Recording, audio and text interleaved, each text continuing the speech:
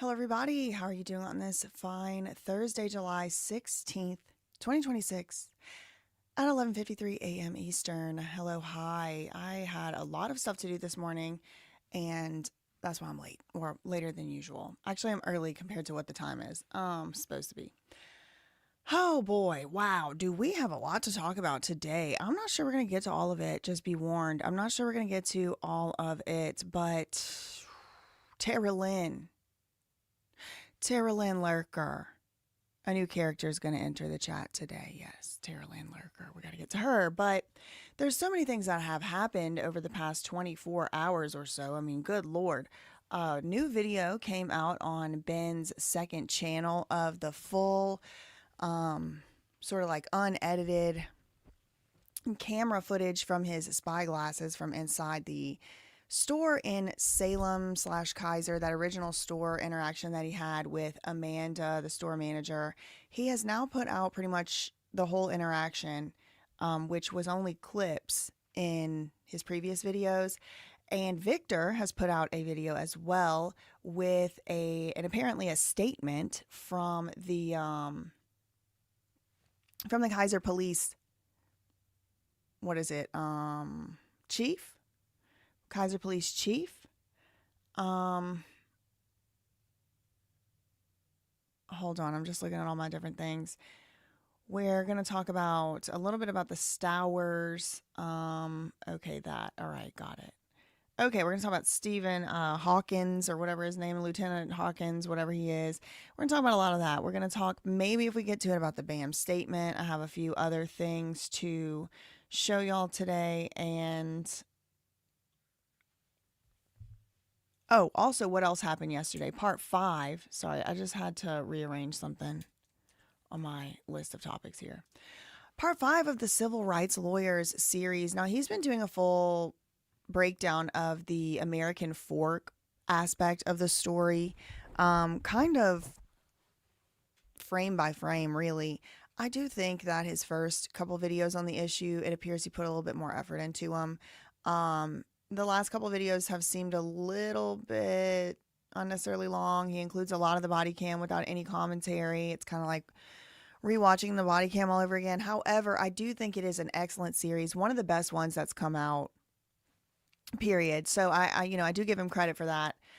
It was just those first couple were just so good, and you could really feel the attention to detail and the thought process behind it. But one really amazing thing that came out from the video that came out yesterday, the part 5, is that the lawyer for some of these defendants is speaking, Solomon Radner. So we're going to take a look at a little bit of that video today as well. There's some news clips of one of these officers before. We have a couple meme type things to look at.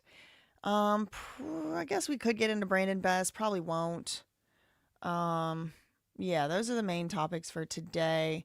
So we'll start with some of the more recent news. Okay. Oh, nope, not yet. Not yet, Terilyn. Not yet, girl. No. This video came out yesterday. Oh, I guess I'm not subscribed to his second channel on this channel. This video came out yesterday, as you can see, on Ben's second channel. And this is woo. This was their first interaction with Bricks and Minifigs. Now, at some point, that's what the title was, but something y'all need to be aware of. On YouTube, YouTubers, like content creators on YouTube, we have the option to do these title and thumbnail A/B tests, is what they call it. Like, if you want to upload 2 thumbnails or 3, they'll let you kind of run a test of which one. The same as with titles. So it could be the case, like sometimes when you see a video with a different title on it than you had seen previously, it absolutely could be the case that the title has gone changed, but it also could be the case that there's like an A/B test type of thing running in the back. So I don't know what's going on here, but the title that I saw at first was different. At first, the first title I saw was like, my entire first interaction with Bricks and Minifigs, but technically that's not true too. So people were calling him out like it wasn't your first. The first interaction with Bricks and Minifigs was 2 months or 3 months before, and December, whatever. But he might have also just be running titles. But this title is way funnier. This one is funny. Simply asking for our Legos back caused this. And look at the thumbnail. She looks like she's having an asthma attack. Okay, so it's 21 minutes long. I'll probably play it on... Hi, hello. Oh no, hold on. I gotta sign into my different account so we don't get these ads. I'll probably play it from like a 1.25 or a 1.5 perspective. There's some crazy stuff that happens in this video. Just absolutely insane. And one thing that we've been seeing from like the PR bots and the like and such is one of the arguments they are making is Ben cut so much stuff out. Even one of the things Ammon McNeff had gone out on an interview and explicitly stated was they doctor these things. They try to get, he was like basically saying Ben tries to get him all worked up or tried to get him all worked up just to get his clip, just to get his sound bite. And he was there for an hour and Ben took an hour-long interaction and condensed it into sound bites. And so Ben's like, okay, here's the whole entire thing from that, not from Ammon. Not from the Ammon. Why isn't this working? There. Not from the Ammon McNeff video. This is actually from the, the store itself. But like Ben says, this 2019, just to let y'all know, oh my God, my one criticism of his editing, I just wish he would just blur this out. It is so confusing. Even to me, I know what's going on and I'm still like, what in the hell is 2019? It actually makes it harder to remember what actual date it was when it has this date down here. But that is because apparently this is what they've explained publicly. The reason it says at 2019 down there instead of 2026, which is the correct date, what it should be, it's like the cheap spy glasses that they use have a date down there on the bottom, a date stamp, and I guess they just never went in and changed them, or maybe they don't know how to or whatever. So that's fine, but I do wish you would blur it out. But otherwise, this is in about, I believe it was around February or March 2026. Again, I don't have the date in front of me. This is just, public video or whatever. But this is apparently the whole interaction with nothing cut out. Oh, wait. I got the audio on the wrong thing.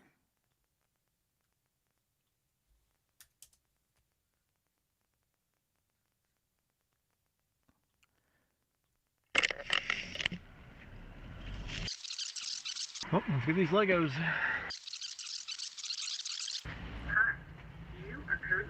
Hi, how's it going? Pretty good. How about yourself? It's pretty good. So basically my friend said that you guys have some of his Legos, I think, and he told me to come here and see if I could pick them up. Who's your friend? His name is Ryan. Ryan. Helms.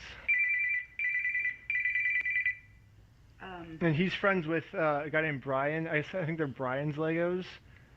It's like a big Star Wars collection set, I think. You could go ahead and leave now. Really? Yes.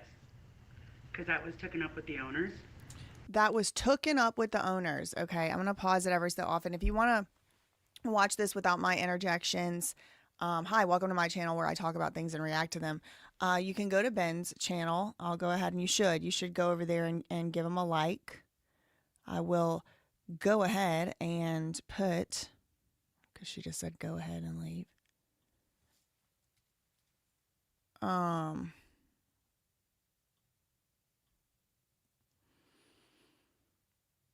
So there's the link right there. I just posted it and y'all can click that. Here, I'll even pin it here. It is not on Reckless Ben's YouTube channel. It is not on the YouTube channel that says Reckless Ben. It is on the YouTube channel called Ben Schneider. He only has 99,000 subscribers. So crazy compared to the 1.5 or whatever he has on 1.6 he has on the other channel. But this is not the main channel. Okay, so when you go to Reckless Ben, if you don't see this, don't be surprised. This is Ben Schneider's second channel. It's Ben Schneider is the name of the channel. So first thing that comes, catches my attention here is she does know what he's talking about, okay? She does know what he's talking about. And she's like, that has been tooken up, she said, tooken up with The owners. Now, the owners of what? Girl, we don't know. She just literally just drops the owners out of nowhere. It's like a big like Star Wars collection set, I think. You could go ahead and leave now. Really? Yes. Because that was taken up with the owners. That was taken up with the owners. You can leave because that was taken up with the owners. Okay. And that was already taken care of. And it was already taken care of. Now recall that she said it was already taken care of. Okay. She says, hold on, I'm writing my little notes here because somebody made a brilliant video, very brilliant. It was keeping track of every time there was a lie in all the videos, all the cameras, all the shots, all the everything. And it was just like a lie tracker. And it's just a video of this body cam and this other type of video compilation, just all these different lies. Okay, so you can leave. Why? You can leave because already taken up with the owners / already taken care of. Now, recall that she says that because you're going to see some trolls, some orcs from the fires of Mount Doom are going to appear later in this video. And let's see if she says it's all taken care of. Taken. Okay. All right. Nothing, and I have nothing to say about that. Are you an owner or? I am not an owner. But Brian could go ahead and get a hold of the owners, and he knows that. Brian can go ahead and get a hold of the owners, and he knows that. Well, I think he's been trying, but they just like hang up. I think what it was, they blocked him. I think they blocked his number. He calls, Because I think. Okay. So listen to this insane progression. The woman has 16 personalities trying to all fight for the front. And he's friends with a guy named Brian. I think they're Brian's Legos. It's like a big like Star Wars collection set, I think. You could go ahead and leave now. Really? Yes. Because that was taken up with the owners. Uh-huh. And that was already taken care of. We have nothing, and I have nothing to say about that. Are you an owner or? You'll find she has a lot to say about it, in fact. I am not an owner.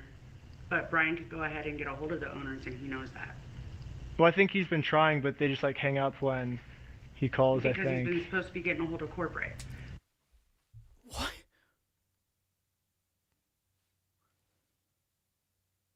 It's hard to keep up which personality I'm talking to here. I'm hearing from here. You can leave. Why? Because it's already been taken up with the owners. It's already been taken care of. And if it's not taken care of, right? See, watch how we're going to follow the logical progression or the illogical progression. Okay. And why? Why can you leave? Why? Because it's already been taken care of. But then she says, or Brian can call the owners. Okay. But I thought it was already taken care of. Okay. So then it turns to Brian can call owners. Now, the reason I'm going through this is not just for the fun logical game of it. I believe this is a pattern. I believe this is a style of manipulation. This specific playbook of steps. First thing, then the next thing, then the next thing, and then by the end, it's like, so we're back to the first thing. You'll see what I mean, I think. And he knows that. And then it turns into, okay, but they're not answering. Okay, so when they're not answering, then it's, there's a reason for that too. It's not just, okay, well, that's not my problem, figure it out. No, it's, that's because, thought she didn't know anything about it and had nothing to say about it. But now she's saying she does within seconds, like literally within seconds. I was like getting whiplash last night listening to this bridge troll speak. You can leave. Already been taken up with the owners, already taken care of. Or Brian can call the owners and he knows that. Okay, but they're not answering. Oh, well, there's a reason. That's because he was supposed to have called corporate. Wait, which one is it? And I know this is like very highly belabored at this point. Like it's kind of like at the heart and the foundation of why everyone is so mad is because it's just a cycle. It's like kind of the thing that Ben is trying to, I believe, showcase with his series. It's that when you go to the corporate, they tell you to go to the store. When you go to the store, they tell you to go to the corporate. When you go to the corporate, when you go to the store again, when you go to the corporate again, they call the cops on you. And they say, you need to handle this outside of this building with the store. Then you go to the store and they call the cops on you. Now you have criminal charges. So it's like, all right, fine. Can I have their number? No, I'm not giving you the number. Can I have the email? Yeah, here's an email, but I'm not going to respond to it. I think that's obviously what Ben, in my opinion, is trying to convey with this whole series, among probably other things. So in my opinion, this is the play. It's like, this is what they told her to say, but because she is such a psychotic orc, she can't help but give more information than she is supposed to give. She has this same sort of I gotta be the boss, I gotta be in charge, like alpha male type of like complex that Josh and Ammon and all of them do. And she's like saying too much. She's supposed to say, take it up with the owners and get out of the store. That's all she's supposed to say, obviously. But then she's like, well, then he can call corporate. Well, why would he call corporate if you just said he's supposed to take it up with the owners? She's just saying too much shit. And then after that, it's, well, Brian can take it up with the owners because he can call them. Okay, well, he did do that. And she should have said, well, I don't know anything about that, but she can't help but disclose more information than she's supposed to. And then she's like, well, that's because he was supposed to call corporate. No, stupid bitch. That's Josh's part. You're supposed to say call owner. Then owner is supposed to say call corporate. You jumped the shark, stupid. But anyway, it gives you whiplash because it's all coming from the same person. But Brian could go ahead and get a hold of the owners, and he knows that. Well, I think he's been trying, but they just like hang up when he calls, Because I think. he's been supposed to be getting a hold of corporate. So What? that is not between you. That could be between Brian and them. I ain't signed no contract. That wasn't me. That's their whole freaking model. I'm not an owner. You got to call the owner. Then you call the owner. The owner's supposed to say, oh, you got to call corporate. You go to corporate and they're supposed to say you got to call the owner, and they keep pushing you, ping-ponging you back and forth. But Amanda has like outgrown her role, and she's taken everyone's role. So it just seems schizo. So you could go ahead and leave now, or I will call the police for harassment. Well, I'm not harassing you. No, you are, because that means Brian's sending people here as well. Well, he's not sending them. I just decided to come because I heard the story, but here, let me see. This is what corporate said. I'm not involved in it, so therefore I'm staying out of it. That was what she was supposed to say this whole time. But then she did the thing about the corporate and the this and that. She said too much. You can go ahead and leave, and I'm going to ask you one more time. This is the last time. I do not want that. You're not handing me anything. Well, we're just doing, this is what corporate said. Okay, that has nothing to do with me. When the owners call me and say something to me, I will take care of it. Or when the owners come and take care of it themselves. I have not heard anything from corporate. I have not heard anything from the owners. It's like her dentures are too big for her mouth, poor thing. I'm going to ask you to leave. She's still getting used to talking with them. The last time before I call the police. She's still getting used to moving her mouth around with those dentures. Oh, yeah. You are not Brian Mansell, so therefore we are not doing anything for it. Well, the owner, or sorry, corporate's the one that told us to come down though. And so, just I heard that beep, beep, beep, 911. She's calling them. doing what corporate says, or? I have not heard anything from corporate, so therefore, again, I am now she's calling hollering. 911. So now she feels like she gets to take it up, to escalate. She's now starting to escalate. She's about to get her back up here, right? She was acting a little quieter, a little more meek until she picked both of them, till she double-fisted the phones, and now she's feeling a little bit more powerful. Because she knows she's finna call the police. She knows she's finna try to get them to arrest him and everything else. Now, what I will say, just to be fair, Ben really should have probably left as far as trespassing is concerned. And if somebody asks you to leave their store, especially more than once, you kind of have to leave, or else the police probably will get involved. And when they do, they take it like more seriously. If you've been asked to leave multiple times, Reckless Ben can do what he wants to do. It's already done. It's already happened. I do think Amanda is completely in the wrong. And I do think you cannot be trespassed from a place where you do have a lawful business to take care of there. But that ends up going to court where you have to prove that you had business and it was lawful business. And so that's what we're seeing play out now, where Ben and his lawyers are probably going to say he was an agent or a representative of Brian Mansell who had been given the runaround, who had been blocked. They had tried other reasonable ways to reach out. Ben was not posing a threat. All he was asking for was a number. I'm not saying he did trespass. That is really truly no one of us can say it. This is a kind of novel issue in the law. But, and I do think he has strong defenses, don't get me wrong, but just in general, when somebody asks you to leave their store, you kind of have to leave. In general, there's always exceptions. And I think there could be exceptions here for sure. You have to call the police. It's Then I've asked you to leave how many times? I'm not getting involved until the owners are talking to me. I have not heard anything, so you need. Right. Lil Stu says he was a manager for over 15 years.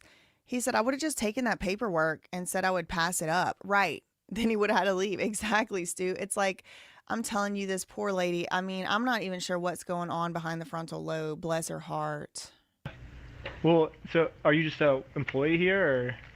Again, I have told you that. Yes, I'm an employee and I've not heard anything from the owners. Oh. So you need to leave. Can I talk to the owners then, or? You go ahead and call the owners. This stupid bitch knows he don't have her number. He don't have their number. Go ahead and call them with those horse teeth. Go ahead and call them then.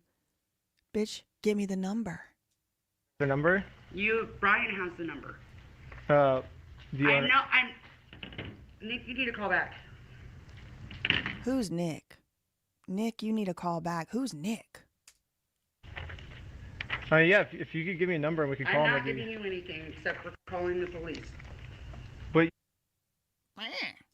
told me to call the owners, right? You're absolutely right, but I've asked you how many times to leave the store. That is not between us and now, because Brian has been told not to bring anybody here to harass us employees. Well, I'm not harassing you. We're just.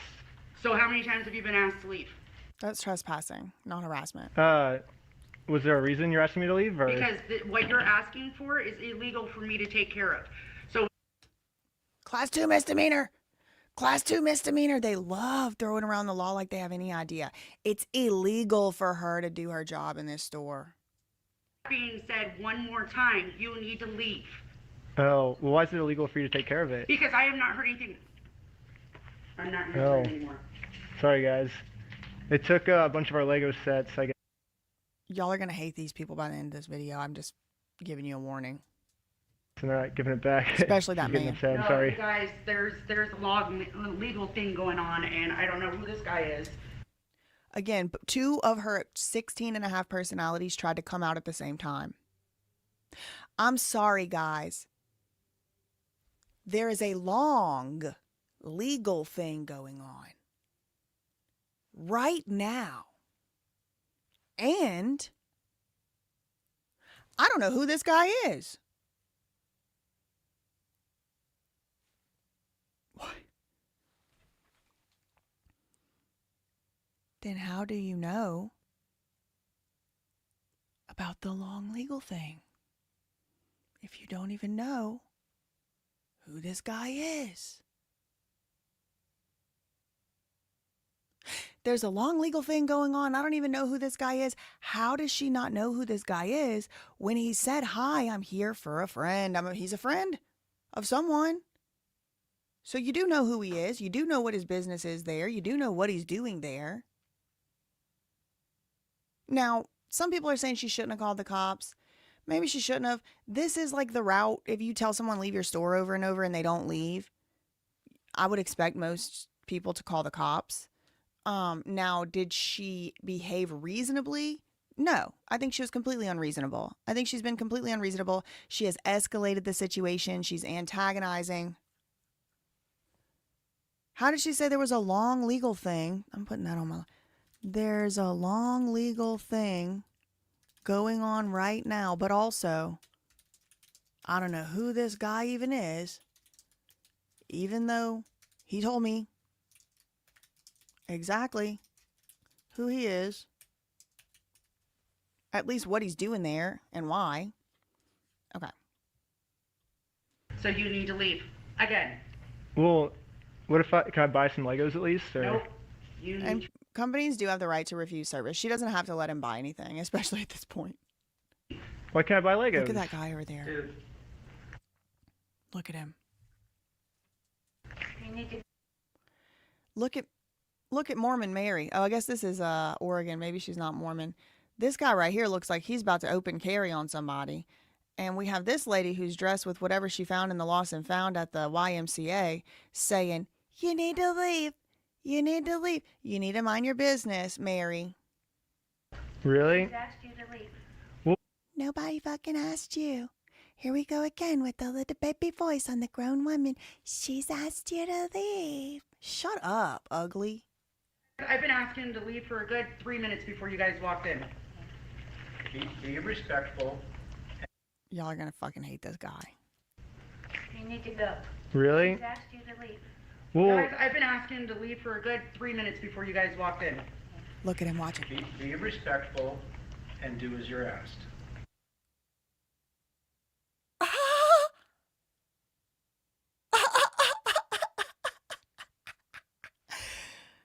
Be respectful and do what you're asked. Sir, put down the Dunkin' Donuts and step away. Worry about your own damn self before you have a heart attack. I mean, these are all things that he should have probably been thinking before interjecting. Be respectful and do what you're asked.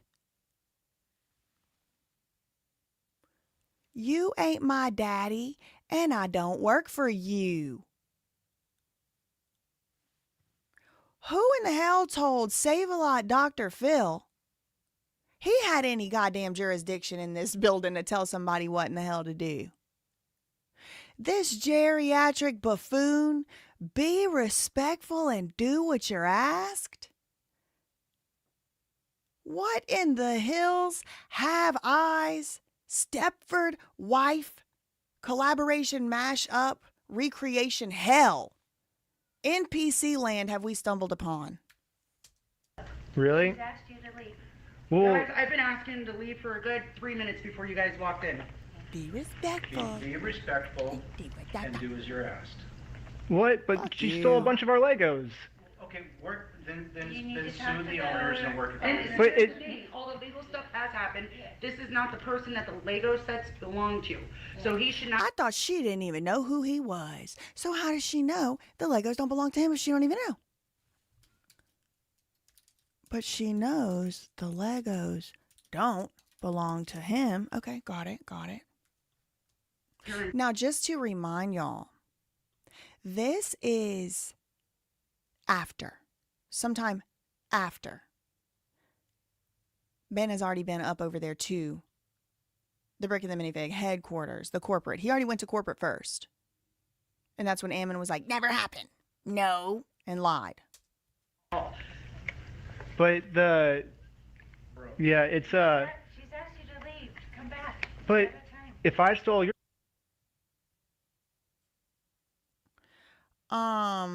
Carcinogen, you are obviously very lost, sweetheart. You have obviously not been watching this channel for very long. And if I want to only target women in my investigations, I have the right to do that. And there's not a damn thing you're going to do to stop me. Okay, so first of all, you fucking wrong. Second of all, I don't give a flying rat's ass if you like this channel or not, bitch. That's y'all's problem. Y'all think y'all can come over here and say, I used to like how you used to be. Bitch, she's dead. And how I am today ain't going to be how I am tomorrow either. So if you can't handle a little bit of change, get the fuck off my channel. I'm sick and tired of y'all telling me what the hell to do. I'm absolutely not going to take a single piece of advice into consideration. This is a monarchy and you are the subject. Sooner y'all learn that and get it through your minds, the better it's going to be for everybody. Bye. stuff and asked you to leave, would you leave? Well, she can't help you. So Yes, you can. No, You can't help either, so why you talking? I'm not. I told you that. Really? she said no. Girl, somebody needs to call the mental health unit for Amanda to come check her out. We have all the paperwork Okay, here. I need you to know you're being recorded right here. That's okay. So when the police show up and you've been told I have witnesses, I Uh-huh. cannot do anything about that. That's the last time I'm telling you. So Well- if Brian wants to, he could get a hold of the owners like he's supposed to. You are Well, we not- did get a hold are of the you an owners. This is what attorney? they. Are you an attorney? I'm not an attorney now. Neither is Josh Johnson, but that don't stop him from making it look like he is one. Wonder if anybody ever assisted me and joined me, I should say, in reporting Josh for the unauthorized practice of law in several states. Do anything to do with law. Speaking of people who don't do anything to do with law. She noticed how she had to like be like, are you an attorney or do you do anything to do with law? Because she knows her boss ain't an attorney either. And LARP says one. No. So therefore, that's not your concern. But it is because he's my friend. And we're doing what you said to get a hold of corporate, we did. And this is what corporate's instructions were. They said, go down to the store and they will help you get the Legos back. And so when corporate tells me this, I'm supposed to come back to the store, right? And so it kind of seems like you're going against what corporate's saying. That's fine. I have not heard anything from corporate. Corporate has not emailed me. Corporate has not called me. Oh, well, this is what corporate told us. I am happy that's what corporate told you. For the last time, I'm asking you to leave the store. Can you give me a reason to leave, I guess? Have you guys heard me ask you several times? This is such a narcissist move to triangulate, to get everyone in the room against the one person. Haven't you guys? Shut up. Leave these stupid uglies out of it. She said because she can't. And help why? Oh, look at him. Oh, he's getting mad. He's getting mad. Too bad if he walks too fast around that table, he's going to get his heart rate up. I don't know what he's going to do to a professional athlete, Ben Schneider, but that's not stopping him from bracing himself on that table of used Legos, girl. He's Hulk angry. Hulk smash. Look at him. Be respectful. Oh my God, the cortisol, the heart rate, the adrenaline. I don't even want to consider what's going on in that man's poor body. Told him. But corporate said she can't help us. Doesn't matter. She can't help you. But corporate said, yeah. I'm listening. Oh, I'm listening to I think I want to listen to the person who's in charge. Yeah. Which is corporate. Oh, corporate's not in charge? Dude, If stop picking a fight and do as you're asked. Stop picking a fight and do as you're asked, or else I'm gonna waddle around this table and make you. But if we do that, then we lose hundreds of thousands of dollars. I doubt that. You doubt that? Here he comes. Here he comes with his pool slides. He's got his shower shoes on and he's coming around. He's wobbling around the mountain, y'all. Here he comes. And we have the contract here. It's actually $200,000. He said, I doubt it. Ben said it's like, so we're supposed to just leave hundreds of thousands of dollars on the table. This guy's like, I doubt it. This is... He's an employee, you're talking to the wrong person. You need to talk to the I'm owner. at 3670. The owner's supposed to come here and talk to her. And I was trying to call them on emergency. I sped it out. River Road. I need police. But, So there is, we'll say, a harassment going on. We'll say, well, I don't know. Let's just throw a word to it. Why not? Why not just falsely accuse him of anything? Not like there's a guy in the store that won't leave. She's like already trying to come up with the statute. We'll say harassment. So there is a situation between, yeah, because I've asked him to leave the store several times, including in front of other customers. He's now telling the customer, like, I've asked him to leave. He has no reason to be here. And what he's asking That man's CPAP machine is going to be doing double time tonight. I'm going to tell you what. me to do And is flame. nothing to do with me. It has something to do with the owners. And all he wants to do is sit here and argue and fight. I do. I am an employee here. And I'm the only employee working right now, so I can't really do anything except for continuously to ask him to leave the premises as he's still continuing to stand right here arguing on things that I can't control. Well, that's not true. She could control given that number.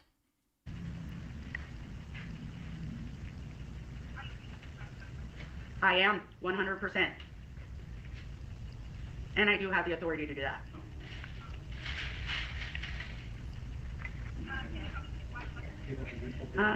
White? I like how she looked at Ben and was like, white? Like she didn't know he was white. About 5'6", 5'7". 6 foot? Oh, 6 foot. Ben said 6 foot, 6 foot. He is comedy. How old are you? 29. 29. He's thin. A cat bob white shirt and some black sweatpants with some white shoes. He's got a backpack that he has on the floor. He's wanting me to look at black sweatpants.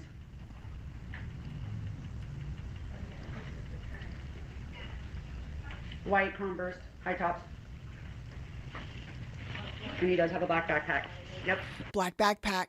Black backpack. Alert the media. Black backpack. Orange writing on it.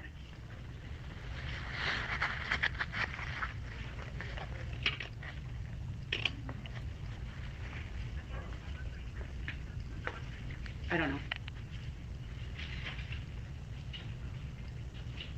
No, but he doesn't want to listen. Somehow he thinks he has. That's really the issue. He doesn't want to listen. And that's people's issue with me too. I don't want to listen. I don't want to do what people tell me to do. I damn sure don't want to do something that goes against my rights or my interests. That's their real problem with him. He doesn't want to listen.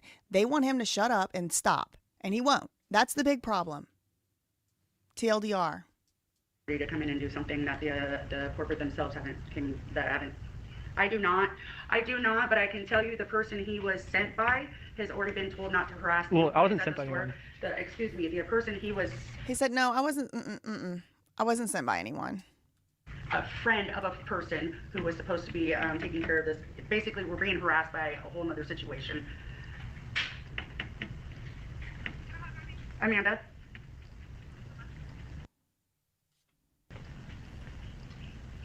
Yeah, B as in boy.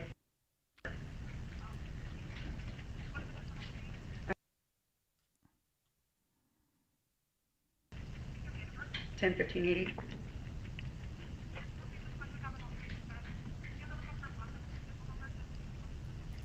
Okay, thank you. Bye. Okay. So if I want to buy some Legos, Nope. can I? Really? Why can't I buy some Legos?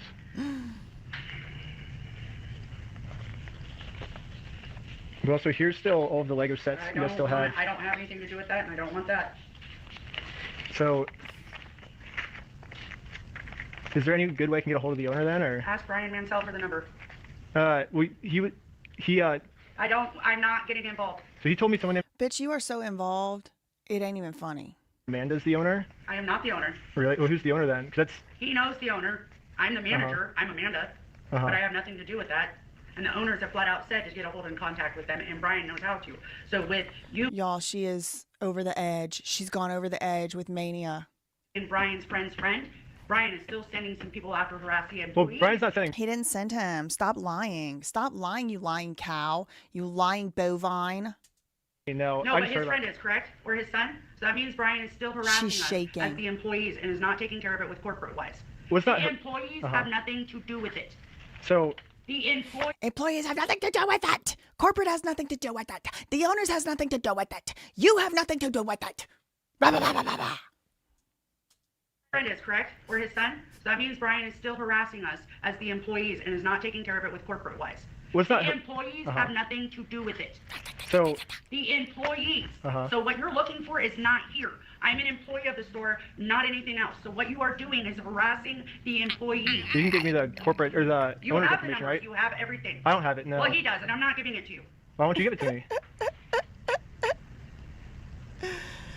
Oh, Jesus, Lord, help Isn't me. that the logical next step if we're supposed to Well, work you with have the all the owners? Then information right there, right? I have the Lego sets you guys have, but I don't have the owner's number. No. And two, like, you know, this is also a potential setting Brian Mansell up. This is another potential setting Brian Mansell up because, you know, I just had the thought, why wouldn't Brian Mansell just give Ben the number? You know, the one answer is, well, this is good content. Maybe Ben wanted to make the content. Another answer is, what is this crazy lying psychotic cow saying? She's saying Brian Mansell sent Ben over here. So if Brian Mansell gives Ben the number and Ben calls Josh, what's Josh going to possibly say? He was getting other people to call me and harass me after I blocked his number. That's something they could have added to the lawsuit. That's something they could have added to the threats. That's something they could have then turned around and tried to get criminal charges on Brian, just like they tried to do on Ben. So in some ways, this is almost, Amanda is almost doing the same thing again. Because remember, put a one in the chat, you remember Josh Johnson telling Ben to go back to this store at some point to apologize to Amanda. well, now you got to get Amanda on it. Like, you got to go apologize to Amanda now. And if she accepts your apology, blah, blah, blah, blah, blah, blah. So what happened when he did go there to apologize to Amanda is the cops showed up again. So this seems like another invitation from this barnyard animal to entice Ben to do something that then could be held against him or Brian, specifically Brian in this case. Because I think that, then Josh Johnson could say, I blocked Brian's number and he had this crazy YouTuber kid stalk and harass me by calling my number. So instead of that, he's like, okay, can I get it through the official business channels? And she's even saying, yes, you do need to call the owner. And he's like, hey, give me the number. And she's specifically, explicitly saying Brian Mansell will give you the number. But they would use that against him. I know they would, in my opinion. Yeah, if that's what you want me to do, then you can give me the number and I can. No, I want you to leave, like I've been asking. Like the police are going to have come get you out. You want me to leave because I have to call the owner, right? Hi. You want to watch the cameras? I'm being harassed by one of Brian Mansell's people. I'm just a friend. I'm not his person. Watch the camera. That's Josh. Hey, Josh, want to look at the camera? I'm being harassed by one of Brian Mansell's people.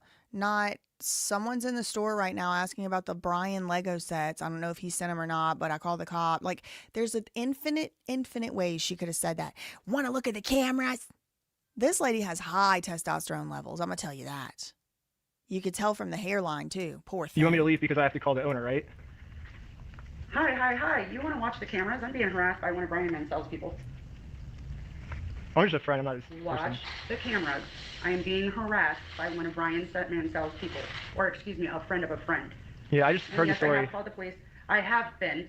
Brian actually told me not to come here. Are there cameras live feed? I don't know. But I think, if it's already happened a couple minutes ago, like he probably can see it. She's going to turn around. She's going to flash out. She's going to have a moment of psychosis and she's going to flail her arm backwards. And when she does, she's going to knock shit all off the shelf and she's going to be like, you're being recorded. And I think the camera falls down when she does that, ironically. I did call the police, but I'm telling you, you need to watch the cameras in case the police show up. That way I could get a copy of it. Yep, I'm up front. Customers have even been trying to tell him to leave too. Okay, bye. Yeah, I'm not like Brian. Brian actually told me not to come here, so Brian's not like saying. I just heard the story. I was like, oh. So what you're doing is getting Brian in trouble because Brian was told not to. See, I freaking knew it. Ooh, I knew it. This cow. She was trying to set Brian up. What you're doing is getting Brian in trouble. So now if anybody forevermore asks about these Legos, it's Brian Mansell's people. If anybody forevermore has questions, you're getting Brian in trouble too. So this is what abusers and narcissists and psychopaths and sadists and people who are evil and possessed with demons, all of them have something in common, and this is what they do. They isolate their victim. And they take away support for the victim. So in this case, obviously Brian Mansell is the victim because he's the one who's been wronged at the first, point, at the first juncture. Him and his dad, his family, for their, their Legos. So he's already a victim. Every single freaking one of these people knows for a fact Brian Mansell's Legos, some of them are in that store. Every freaking one of them knows for a fact that at least some of Brian's Legos are in that store. And now they've all admitted it. As of today, Thursday, July 16th, 2026, they've all admitted it now. Okay. They all know there was some Legos in the store was Brian's. They disagree how many. They disagree if some were in a shed, in a storage container, on a boat, under a bed, whatever. But they all agree there was some in there. They all agree on that. And they're doing this sinister and I believe criminal. It's my opinion. They're innocent until proven guilty. But I do believe it is. I'm starting to see what's going on here is intentional. And I think they've convinced themselves delusionally that it's technically. We know we have his shit in this store and we're going to sell it and we're going to make money off of it. And technically he's the doofus for, whatever. We're the smart, savvy, fake lawyer business people. We know what's a class 2 misdemeanor. We know, this is my opinion, but they know Brian's Legos are in this store. So now they're starting to say he's harassing, right? What is Darvo? First you deny. No, we don't have your Legos. Never happened. we're going to call the police on you, right? That's the reversing and attacking your victim again. So here, one of the things they love to do outside of Darvo, just another tactic they have, these abusers, narcissists, sociopaths, psychopaths, cows, farm animals, these people who behave like swine, that's what they have in common, that they know they're doing something they wouldn't like done to them. And they're kind of abusing and using the law, and they're stupid too. They're not even doing it the right way. They're actually stupid.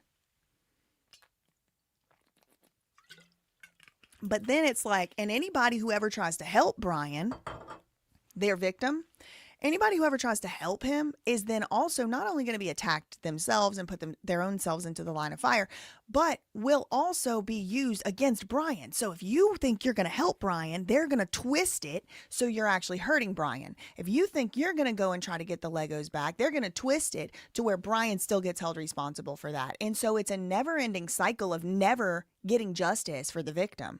And the whole time the victim's being attacked, drained, lied about, stalked. Freaking Tyler Shaw said he's being stalked around his own town where he lives by the police in American Fork now because of his activities in the video with Ben, which especially Tyler Shaw, he didn't break any laws. Not that we saw. Anybody come in and harass us. Like, well, not harassing. I'm not saying anybody broke any laws. We don't know until it goes to court and stuff. What I'm saying is Tyler, it's even harder to say, you know, oh, he stayed somewhere beyond this, that, the other, or whatever, because like maybe the going on top of the building. I don't know if he was there that night or what, but when he got pulled over for not running a stop sign, when he got pulled over and drug searched, even though he didn't do anything wrong, they didn't even tell him why they pulled him over. Like, but they're going to try to use all that against each victim. They are going to then try to keep using that against them so that they never have to, not only they never have to be held responsible for what they did, but also so they never get found out. That's why, that's their motivation. Now, did it work? No, we found out. We know. We see it. I just want to buy some Legos, but... Are you guys going to be available when the police show up? Okay, thank you. You're harassing her. Well, I'm not harassing. I'm doing what corporate told us to do, which was corporate gave us all of these paperwork. They said, ask for your Lego sets back. This is all the things that she stole from us. Yeah, So it's I have not stolen $200,000 anything. worth. I didn't come in after. I came in after. Or the owner, I guess. Yeah. Technically, we didn't steal it. Technically, we didn't steal anything. I came in after. So all these Legos might be his, but that's not my problem. Like, this really is crazy. You are interjecting yourself into a process that does not involve you.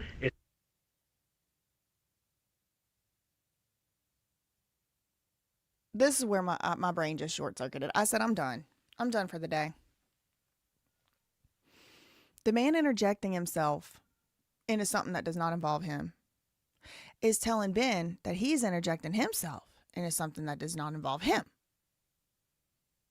It's like the Spider-Mans, two Spider-Mans pointing at each other. What? Ask for your Lego sets back. So this is all the Mouth things breathing. that she stole from us. Yeah, So it's I have not $200,000 stolen worth. anything. I didn't come in after. I came in after. Or the owner, I guess. Yeah. You are interjecting yourself into a process that does not involve you. It's between another party and... Look at the crazy eyes. Another party? And, sir, go drink your glass of Metamucil and sit down. From us. Yeah, So it's I have not $200,000 stolen worth. anything. I didn't come in after. I came in after. Or He the cleared his owner, I throat. guess. Y'all Yeah. heard him? He cleared his throat before he started talking. Listen. To do. Which was corporate gave us all of about these paperwork. They said, Let ask for your him Lego sets back. So this is all the things that she stole from us. Yeah, So it's I have not $200,000 stolen worth. anything. I didn't come in after. I came in after. Or the owner, I guess. Yeah. You are interjecting yourself into a process that does not involve you. So are you. It's between another party and the owners of the store. Owners of the store are not here. It Yeah. you're interjecting yourself into an issue that you... Look at this crazy-eyed man. He's flailing about in public. What's my friend? So I'm It involved. doesn't 'cause- matter. Yeah, It it's- doesn't matter. What? You are legally not involved. You are a bystander. You are a witness. You are not involved. What if it was this man that gave Ben the idea to get legally involved and start taking out small claims cases? He's like, oh, yeah, true. Let me get legally involved then. You are in a place of business. They don't want your business. They've asked you to leave. Legally, you are required to leave. That part of all the things Captain Crunch just said, I do agree. Legally, when you're asked to leave, you are required to leave. That is true. Gentlemen, it's Unless you have business there. Again, like I said earlier, it'll all get asked, it'll all get argued in court and talked about in court on, you know, whether or not he did have a valid business reason to be there. I think he probably did. Even still, it is one of those situations where you have to sort that out in court. You have to sort that out in court. And if somebody asks you to leave their business, generally, you need to start taking quick steps to leave. You need to leave. Come back So- at your time. But won't the same thing happen next time I come? Do y'all know what Captain Crunch looks like? This is like off-duty Captain Crunch, but it's the same Captain Crunch that was on our cereal boxes in the 90s. You know, he's just aged. Let's see. Watch the Mandela affected it. Yeah. This is Captain Crunch. That's him right there. So, I don't know. That's the old one. It was this one, you know, back in the day, kind of like this guy kind of thing. Let me type in original. Yeah, this guy. This is kind of what I remember him looking like, something like these two. Back in the... I guess they still have him looking like that. Oh, they got a French one? The French one looks a little bit... Oh, girl. Captain Crochet. Captain Crochet. You are interfering with something that doesn't get you. Look at the crazy eye. Y'all, please. You don't need to be involved. This is not. But he's so. No, stop talking. You want to see the guy who? I don't care. You don't care? Here, I'll show you one more No, picture. I don't want to see Oh, it. this is the old man. He's dying of cancer that she stole from. We don't care. You don't care? I don't care. This is the old man who's dying of cancer. He said, I don't care. Hold on, I gotta take a screenshot of this crazy man. Y'all, sometimes I do get a little bit of a shudder. There's a little bit of a shudder that I get when I realize how evil and depraved, like the average person that we have to share this planet with is. Like just the average person. And then you got to think about the fact that that's average. We don't care about your dying ass, whatever. Jeez. Care about your problem. You've been asked to leave. Respect the wishes of the store. I'm and waiting leave. for the police to come. Dang. Well, I guess we'll have the police say it then. Go stand outside. Okay, I'll stand right here. Go stand outside. Well, once she gives me the Stop talking. What is your name? Ben. Ben. He's not even a friend of Brian's. Brian apparently told him not to come down. Well, at least there's that. You sure didn't tell that to the cops. You see how she just contradicted herself? On the one hand, she's like, told the cops, somebody sent him to harass me. And then Ben was like, no, nobody sent me. So then now she's talking to Josh Johnson. Oh, some really important part is about to come up here. Oh, some really important part is about to come up here. Oh my God, the best is at the end here. But anyway, so she's saying to Josh Johnson, oh, Brian told him not to come here. But that's not what she told to the cops. She literally said the exact opposite thing to the cops. Yeah. I just heard Josh say, put him on the phone. Okay, everybody lock in. This is the big crescendo. Okay, this is to me, this is in my opinion, most important part of the video. Josh is about to say something so incriminating, in my opinion. God, I need to like download this. Maybe Bandmap can run like an audio something, or maybe I can ask my editor to. There's like a lot of interference here, but Ben is going to finally get the chance right now to talk to Josh, and he's going to turn it on speaker like any good YouTuber would. Is this the owner? Hello? Are you the owner? Hello? Are you the owner? You go ahead and put it up to your ear. She said, you can go ahead and put it up to your ear. I think she's a little suspicious that he's recording. If you put it up to your ear, you know, she's saying turn the speaker off. That's what I think she's saying. You can go ahead and put it up to your ear, aka turn the speaker off and put it by your face. But Ben's like obviously trying to get audio. Is this the owner?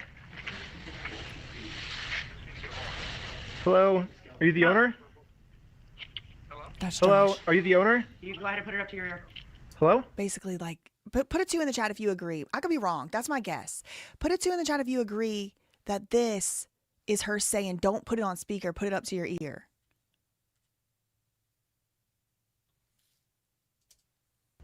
Yeah, what's going on? So, are you the owner of the Bricks and Minifig store?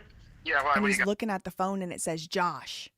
That's how he found out who the owner was, if I recall correctly. Put a 3 in the chat if that's correct, or correct me.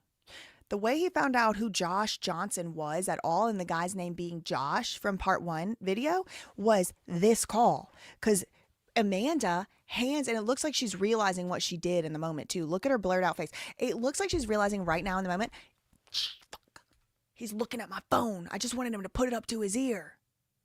That's what it looks like to me. Put a 2 in the chat if you agree. Hello, are you the owner? You go ahead and put it up to your ear. Hello? Yeah, what's going on? Are you the owner? Yeah, Josh said. What's going on? I think they were trying to keep it hidden the whole time that Josh was an owner. I really do. I really do. But then once Ben found out, he had found out. So, are you the owner of the Bricks and Minifig store? Yeah, why? What do you got? So, basically, I just wanted to get some of the Legos back that you guys still have. I have a list here. It's kind of a long list, so I think I'm looking for the clone turbo tank. Why do you think you would be entitled to our inventory? Well, I just want to get it back to my friend. So in a way, that's already Josh admitting that there's some stuff in there. He knows Brian Mansell's Legos are in the store, and he's calling it his inventory. He said he couldn't get it back, so I was just wondering if I could just come pick them up. You guys still have them, right? Bro, why do you think your friend would be entitled to our inventory? What's his? He owns the Legos. Huh? He doesn't own the Legos. Well, yeah, we have a contract. He does own them. No, bro, are you an idiot? Are you stupid? That's a class 2 misdemeanor. Josh, the police have shown up. Okay. This part, what she's about to say to him, is the most important part of the video, in my opinion. Listen. Huh? He doesn't own the Legos. Well, yeah, we have a contract. He does own them. No, bro, are you an idiot? Are you stupid? Josh, the police have shown up right now. So let's keep you on the phone so you can actually tell the police that you don't want them here as well. Well, I have a It doesn't matter what you have. What makes you, like he said, you're interjecting yourself that has nothing to do with you and trying to harass me as you were told to leave me alone, leave the store. I'm an employee that has nothing to do with this. Well, you so work for until the I hear store, yeah. something from corporate or the owners, you are not entitled to anything, for one. And for two, it goes to the person it is entitled to, which is not you. It is Brian, correct? Ruh-roh. Y'all, this is the most important thing she said all day. Let me go back 10 seconds. You might have missed it. Until I hear something from corporate or the owners, you are not entitled to anything, for one. And for two, it goes to the person it is entitled to, which is not you. It is Brian, correct? Yeah. Okay. Did you catch that? Did you catch it?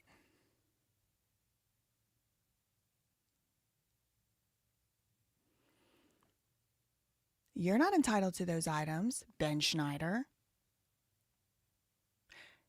Brian Mansell is the one entitled to them, correct? Right, Ben said. Now, that's the most important thing I believe Amanda said in the entire video, but Joshua Johnson is about to say the most important thing that gets said, period, in the entire video.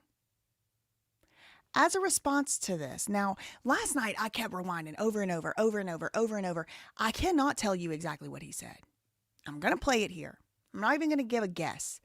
But he definitely says something about the record. Don't say that on the record. Don't put that on the record. I'm flagging it so you can be listening for it. I went back 10 seconds. Let's listen again. From corporate or the owners, you are not entitled to anything, for one. And for two, it goes to the person it is entitled to, which is not you. It is Brian, correct? Yeah. Okay, so well, that's what I'm saying. I understand that, but what I'm saying, he's interjecting himself that has nothing to do with it. That's the face and the cadence of somebody that just now realized they should have said not that. Ooh.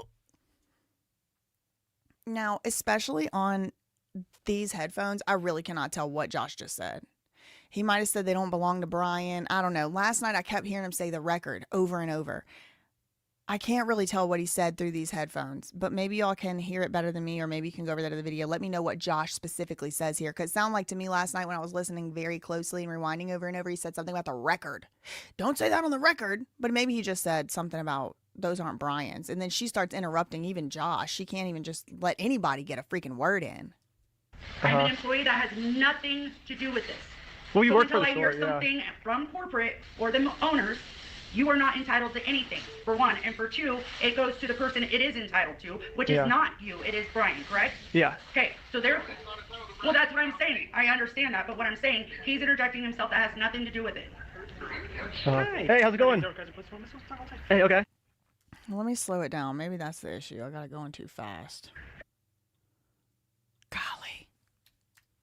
Anything, for one. And for two, it goes to the person it is entitled to, which is not you. It is Brian, correct? Yeah. Okay, so there.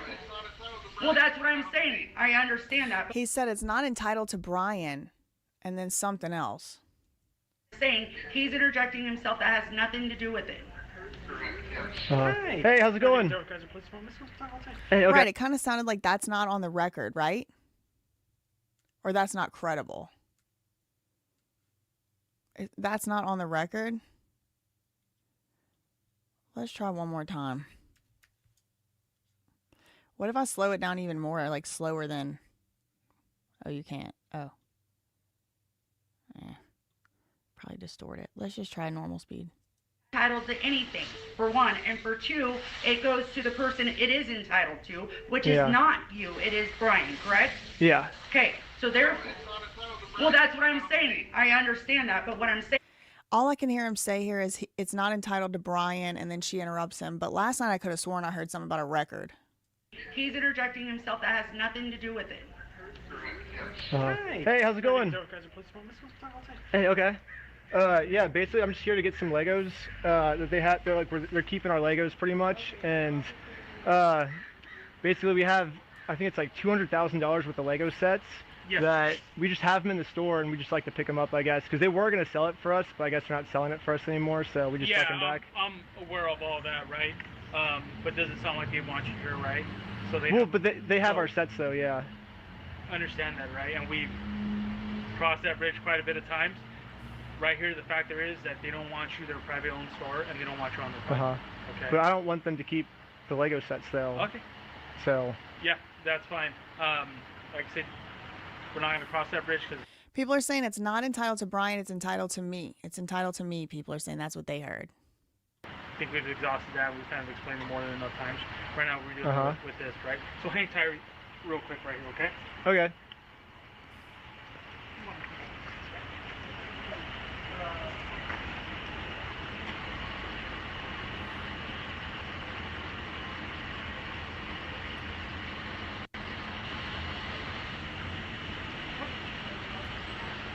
Ben, what's your last name? Schneider. Schneider. SCHNEIDER. Date of birth? 12/30, 1995. I'm sorry, 85? 95. 95? Okay. Yeah, you look pretty up. Yeah. 29, I look. Ben or Ben? Benjamin's the legal name, but I go by Ben. Okay. Meg said I just had a Joshua Johnson comment on my Facebook comment in American Fork Police Department page. If it's the same crusty-footed fool, I'm dying. Girl, send me a picture of the comment. Hey, what my name and date of birth? And the reply, obviously the reply. Yeah, thanks so much for helping out too. Yeah. It's going to be last of Sierra Charlie Hotel November India Delta Echo Romeo versus Benjamin Bravo Echo November Juliet Alpha Mike India November 12/30/95. Okay, y'all know how the video ends. The cop just basically tells him he can't come back. It's infuriating and all that. Well, guess what? Yesterday, the same day that footage came out, Victor, you remember Victor from Victor's World in the story, the one who dressed like a fake Mr. Beast type, influencer, whatever. He put this video out also yesterday, and it's gotten a lot of views. When I first came across this video, it had like 1.3 thousand views when I woke up this morning, and now it's up to 108,000, at least on the front end.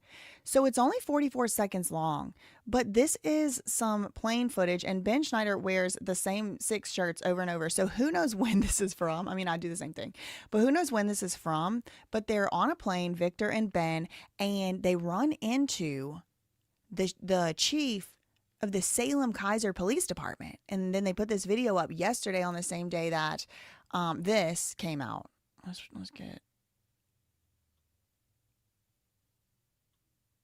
This came out yesterday in its entirety, and now this came out yesterday too. We're on the flight right now, and look who we're with. Chief Police Kaiser, yeah. Chief Police Kaiser. How do they even recognize that guy? Or did he recognize him? Is he following him around? I was thinking, aren't you guys like enemies? No. We met in Oregon when I went up when they closed the store down or whatever. Yeah. And he was basically like. Now, the way he's holding his phone, I'm wondering, is he recording too? See how he has his phone right there? The whole situation. You see how he has it like strategically up, like right there, like in that direction? Like, that's not like really a natural way to hold the phone, in my opinion. But whatever. I mean, they're recording. He can record, but he's playing all nice now, but where are the charges? Right now, and look who we're with. Chief Police Kaiser, yeah. Chief Police Kaiser. Yeah. I was thinking, aren't you guys like enemies? No. We met. That is such an unnatural way to hold a phone. He is recording. When I went up when they closed the store down or whatever. And it's also so weird how he's leaning over the seat like that. Like, why does he want to be in this video? You know, I don't know. I don't know what's going on. This is weird to me. Kaiser. Yeah. I was thinking, aren't you guys like enemies? No. We met in Oregon when I went up when they closed the store down or whatever. Yeah. And he was basically like explaining like the whole situation. That previous officer, Jennifer Starnes, like I guess didn't complete the report correctly, I guess. And so they had like a big misunderstanding of what was happening. Got you. All right. We reopened it, redid it, and ended up being civil. But we tried. We did the best we could. Look at this obvious cop recording. We tried, not hard enough, bucko. Mansell in ways, and I thought the YouTube video turned out. That's crazy. Like, Brian Mansell is actually a citizen, a resident of Kaiser. He lives there. He got stolen from. And the cops just don't care. Oh yeah, we tried. Her. Where's my phone? That's a Class C misdemeanor. Yeah, the thing is, girl, I don't know. We tried our best. It was just ended up being a civil thing. You know, we don't really care about our citizens, and when they get $200,000 worth of stuff stole from them, we don't really care if their dads are dying and, you know, they're trying to pay for their kids' tuition for college to make a better future for their family and their world, and they, you know, have better lives for their families. But, you know, hey, how you doing? Yeah, we tried. It's like he's recording himself, getting it on the record that Ben knows they tried or something. It's very weird. I'm getting like very suspicious vibes here. I thought you guys were pretty clever and genius, actually, with how you guys use social media to help people out. All the best to you guys, for sure. Thanks, man. Dude, you're fucking sick. Right. We got Captain Crunch and Captain Obvious out here, girl. It's too much. It's too much. Why don't y'all do your job instead of whatever in the hell else bullshit y'all got going on over there? Okay. So take that with whatever grain of salt, you know, or for however much you want. You don't have to take it with a grain of salt. Maybe you believe it, maybe you buy it, you know, all that, whatever. Okay, so now what else? So the civil rights lawyer, let's take a look at some of that video. He put out part 5 yesterday, and that one focuses on one of the bigger days of the American Fork, or the Utah, one of the bigger days of the Utah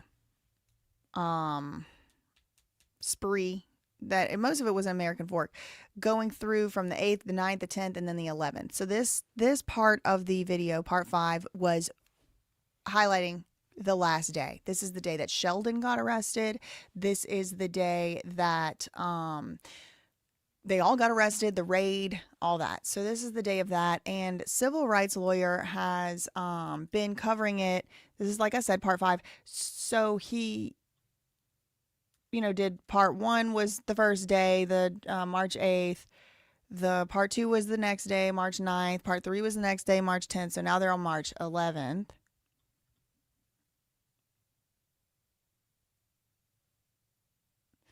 Get to some of these real quick. Thank you, M. Marie, for becoming a new member. Thank you so much to M. Marie for the $1.99 super chat. I am fascinated by this situation. Paralegal here. Thank you. Thank you, Christopher. Is it Gilliard or do you go by Giard? Trespass was in Provo at corporate. This is Oregon. Utah doesn't have jurisdiction. Utah County does not. No, this is not Utah. This is Kaiser, Oregon. Yes. So I don't know if the Kaiser police did press any charges or anything on Ben. It looks like they didn't. It was only, you know, the Utah thing. So yes, Christopher, that is correct. Thank you so much for, and there's two different criminal ones. There's one in Provo and then there's one in American Fork that they're charging him for. That one's being charged in Utah County and the other one's Provo. Thank you to Zombie Box Reviews for the £2 super chat. Doing a great job covering this. Keep it up. Thank you. Thank you very much for that. Thank you, Pudgester for the $4.99. Now they're all on the internet. Ben is like, we're going all in now. Yeah. Yeah, right. Thank you so much to Vesna for the $5. Psycho Screaming, having episode anywhere and elsewhere in American Fork. Danger. Both cops want to stay where it's safe and peaceful, but they also want to make trouble. Can't have it both ways. Exactly. Thank you, Rose Investigates, for the $2 for the $2 super chat. Cows and Pigs LLC. Indeed. Thanks so much to Jada or JDA for the $2 super chat. I like your, what is this, a Celtic cross of some sort? I can't see. Thank you for the $2 super chat. My eyes, y'all. I just got a new prescription for my glasses, but I'm realizing it might be time for some readers. I'm going to hold off as long as I can. I'm not allowed to say your username on YouTube, even though I am one, even though it's my people and my ancestry. I've said this before and my whole video got detonated, but thank you for the $2. I'll call you Cajun. Call you Cajun cousin. Thank you for the $2 super chat. Amanda is so mad that she got a heartbeat in her lip. It sure does. Sure does. Thanks so much to Rose Investigates for the $5. I have never LOL'd harder at a BAM employee than I am watching Amanda fling her own camera on the floor in a fit of rage and terror. Oh my God. I need a meme. I need a GIF. Don't. It's not GIF. No. I need a GIF of Amanda and the camera flying. Please. Oh my God. I should do an Amanda emoji for members. I'm going to do Amanda doing this for members emoji. Oh, I'm definitely doing that. Oh my God. Someone remind me. Thank you so much for the $5. Thank you for the $2 super chat. Rose Investigates. They ask for belief, but they never believe you. That faith. Thank you, Megalicious, for the $5. I watched you watched I Am Paris, the Provo school thing. When the guys kidnapped her, they said we can do this the hard way or the easy way, just like the Bricks and Mini Pricks did. Oh, wow. I haven't watched it in years. I probably should go back and watch it again. Thank you, John Dickens, for the $2 super chat. Not Rico on BAM, but criminal conspiracy. Anything. Thank you, Lolo, Texas, for the $4.99. That's a misdemeanor. Class 2 misdemeanor. Thanks so much to Julie for the $4.99. Ask the BAM map to analyze the audio. Well, I'm not going to be assigning jobs to people, but if they want to do that, this video is public. If not, I can probably do it at some point. Thanks so much to Normal People Worry Me. Yeah, when you see what's being called normal out here, it is pretty scary. Thank you for the 1313. What's a noke? I was told before, but I forgot. All right, so I want to fast forward.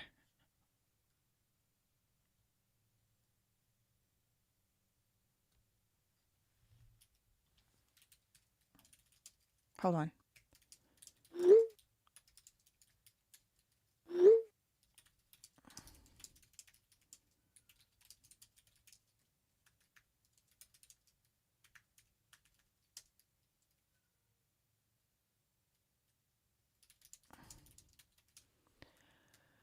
Okay. I want to fast forward to a segment about close to 2 hours in on this video.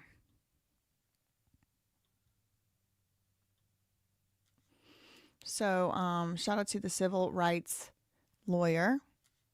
He's almost at 2 million subscribers. This was his part 1, part 2, part 3, part 4, and then part 5 came out last night or yesterday. I'm going to go to about close to the end. I do want to say too, there's like a lot of stuff in here of Sheldon They even put a little example of his comedy. He's interviewed here. He talks about, how scary it was to be targeted in this way. Just play a little clip of this here. No one's answering, and I'm like, dude. So they release you with your phone. About what time of day was that?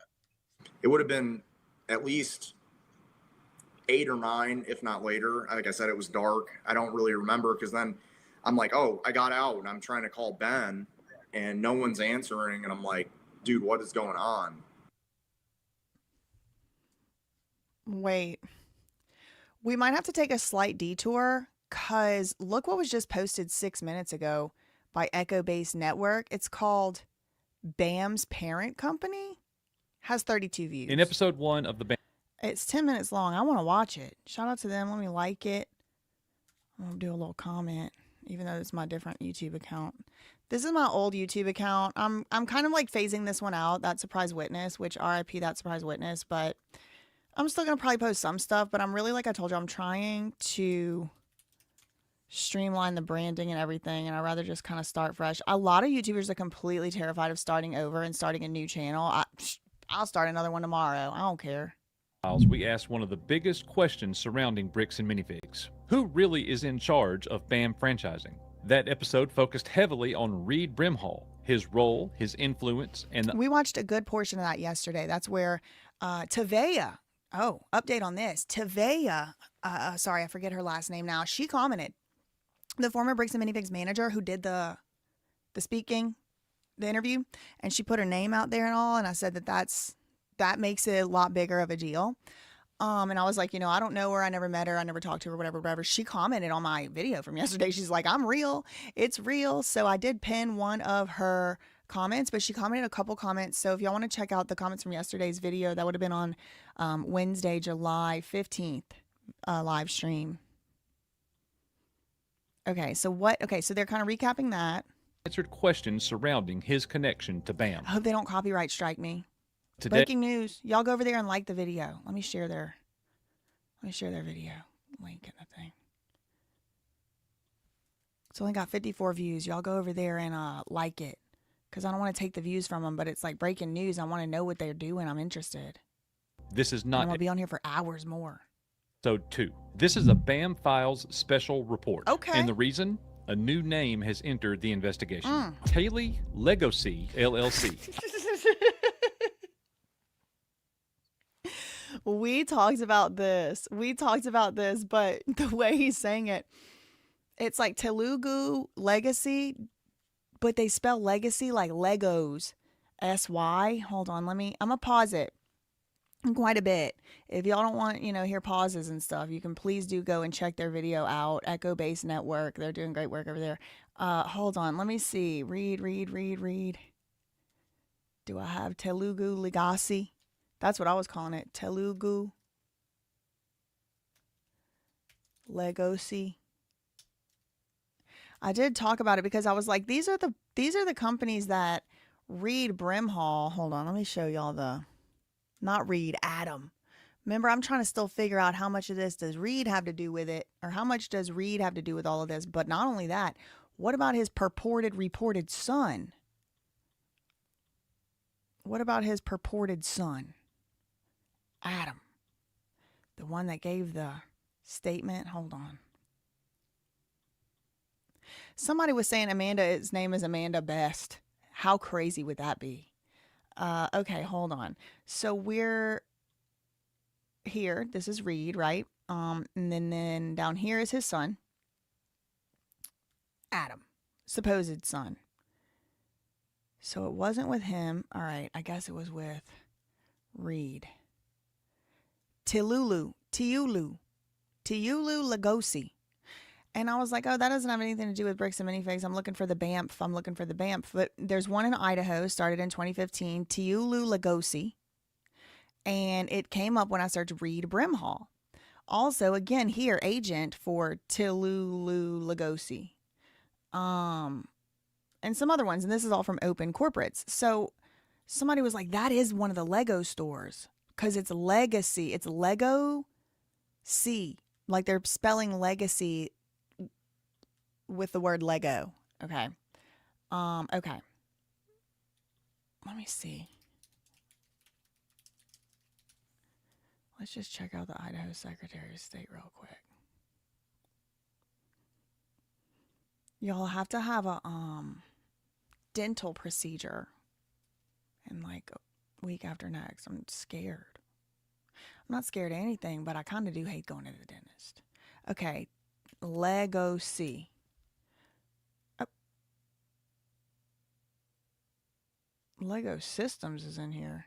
Okay, hold on. Idaho, let's see, Teulu, Teulu, Lego C. Oh. Teulu. Okay, let me remove this. Show y'all what I'm doing.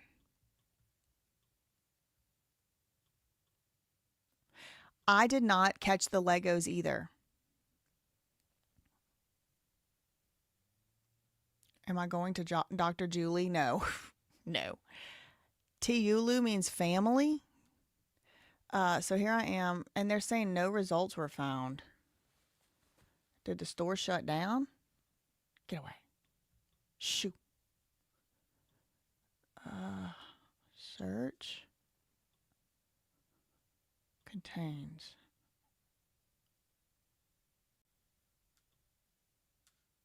Okay, there we go. Existing. Agent is Reed Brimhall. View the history. Girl, they just filed something. Oh, they removed Mary Brimhall just to put Reed on there. Change, okay, let's see. It looks like it was started in 2015. Okay, cool. So I'll have to look at all those filings later. Let's get back to Echo Base Network and see what they're trying to say over there about them. We kind of briefly talked about it, but just in the context of what I just showed y'all, like it comes up when you search them on Open Corporates.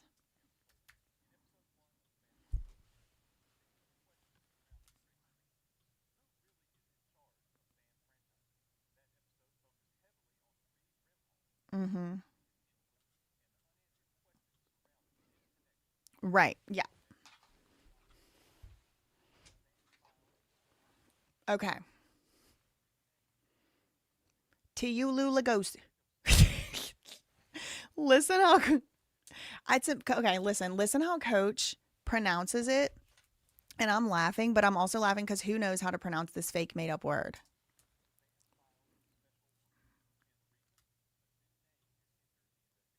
Oh, the videos. Okay. Hold on. I know it's muted, please. The next person who says that is getting kicked off the channel forever. I'm about to block the word audio from this chat because like 47 people got to say it. In episode 1 of the BAM Files, we asked one of the biggest questions surrounding bricks and minifigs. Who really is in charge of BAM franchising? That episode focused heavily on Reed Brimhall, his role, his influence, and the unanswered questions surrounding his connection to BAM. But today, this is not episode 2. This is a BAM Files special report. And the reason? A new name has entered the investigation. Taylor Legacy LLC. I know I'm not pronouncing it the way that it appears, but that is how you pronounce it. Taylor Legacy LLC is an Idaho company connected to Reed Brimhall. Taylor? Who said that was Taylor? No, they messing with us, Coach. Somebody's mom jargon said, why does Coach post during my show? Y'all, I'm not the only YouTuber they got on the YouTube streets, okay? That was somebody else asked me the other day, like, if me and someone, maybe Lus, I don't know, somebody who I really don't talk to could coordinate our show time starting at the same time or different times so everybody can make it look. On the one hand, I totally do understand, like, it's hard to keep up if people are going live at the same time and stuff. On the other hand, I would ask that y'all do understand, like, this is our jobs. You don't, like, clock out of work before your coworker comes in usually, right? Like, y'all are doing y'all's job during the working hours and then you get off work. I just cannot. I've said this before. Somebody had said I go live at the same time as somebody else. I don't even look. I don't look, and I don't expect other people to look content creators should put their videos out whenever they want to. Now, if somebody wants to coordinate with me to do some type of special release or something, sure, I'm always down to do that. Sometimes I have like push lives off, not started, because like the other day, actually, there was a bunch of people live when my video got taken down, my stream got taken down, and I just took a couple hours off and came back around. I mean, one of the reasons I needed to calm down, I was pissed. But also, other people were live. I went into other people's chats. So sometimes I will do that. But just as a general rule, I don't do that. I'm not going to be... one of the greatest parts about having this as a job is I get to be working whenever I feel like, and I don't have to work when I don't feel like. And everybody else should have that. Everybody else should have that opportunity to do so too.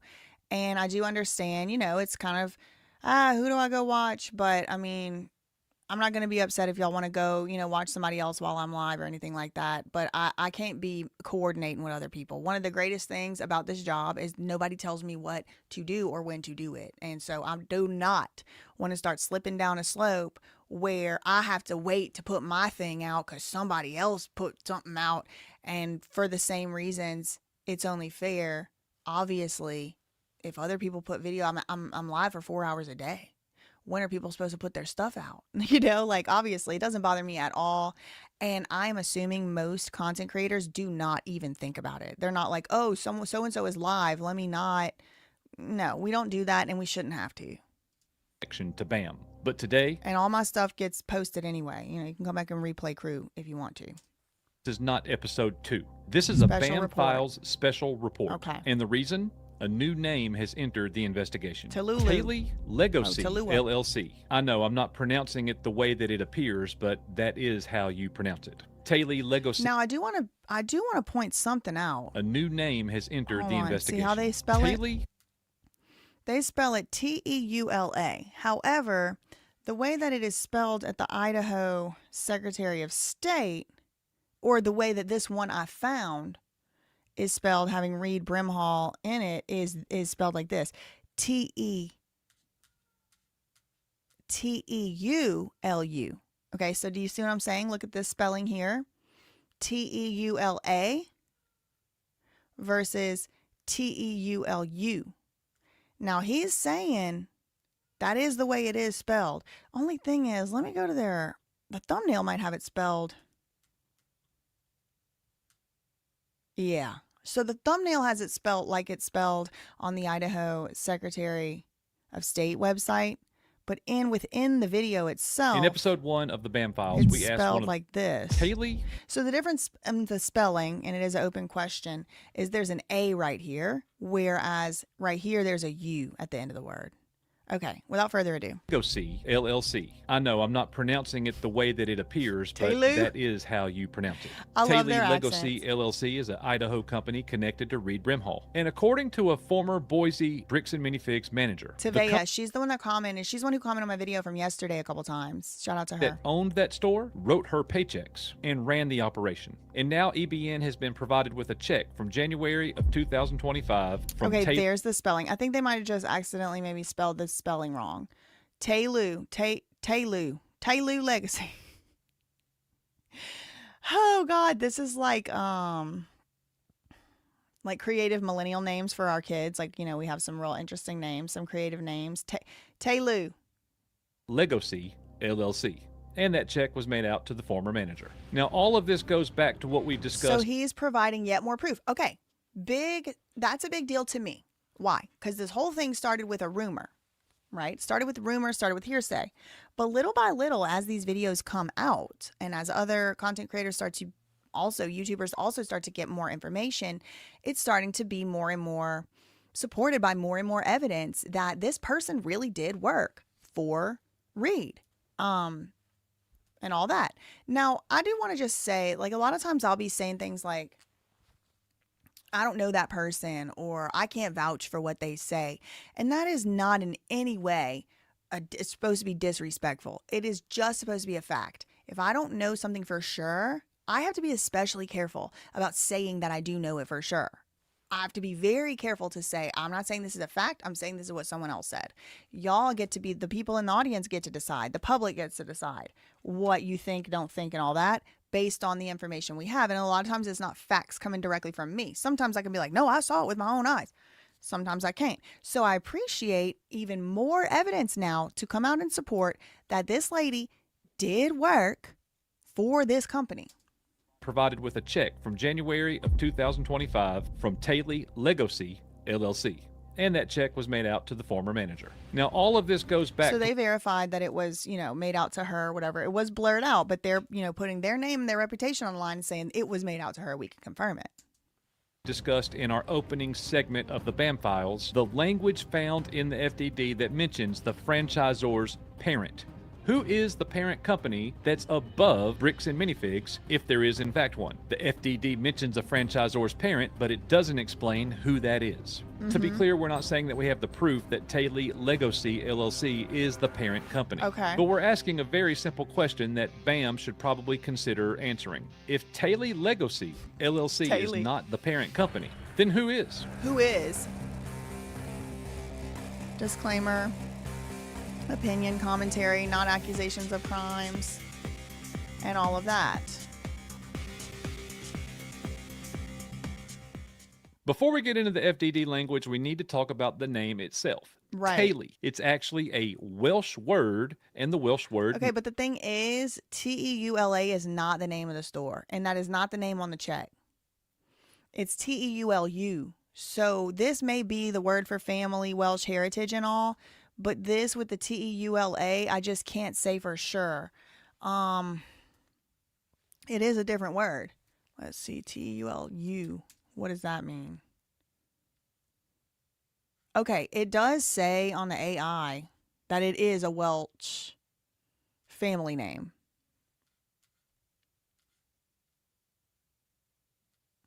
Okay, it is a tribe.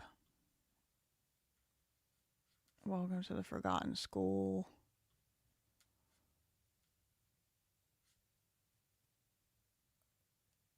Okay. They even wrote it correct in the day. Teulala is to raise a family. It's a rare word. Teulu is a male plural noun meaning family, I guess. Okay, all right. It does kind of like give me pause because that's not the name of the company. The name of the company is Teulu.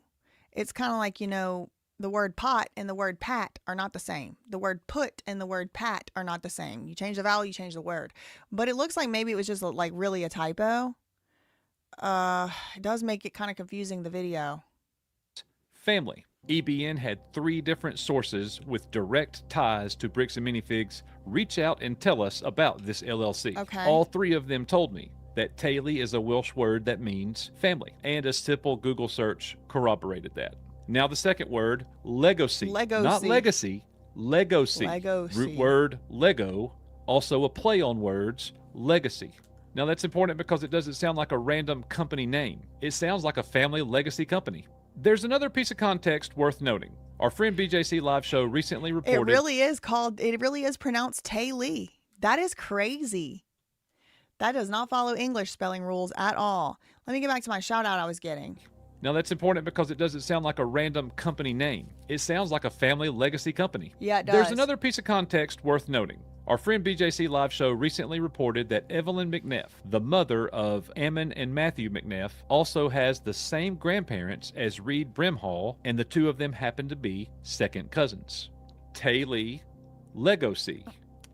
We're not making this video about anybody's family personally. The point is this. Taylor Legacy appears to point toward... I can't believe it's pronounced Taylor. That is messing with my mind. But it also points toward Lego and legacy. When that company shows up connected to Reed Brimhall, the Boise Bricks and Minifigs store, and the same address in BAM's FDD, right, it becomes part of the story. Right. Now take the name Taylor Legacy and put it beside BAM's own FDD. In one place, the 2026 FDD says there are no parents or predecessors required to be disclosed. Right. But later in that same document, Reed Brimhall is listed as CFO of the franchisor and the franchisor's parent.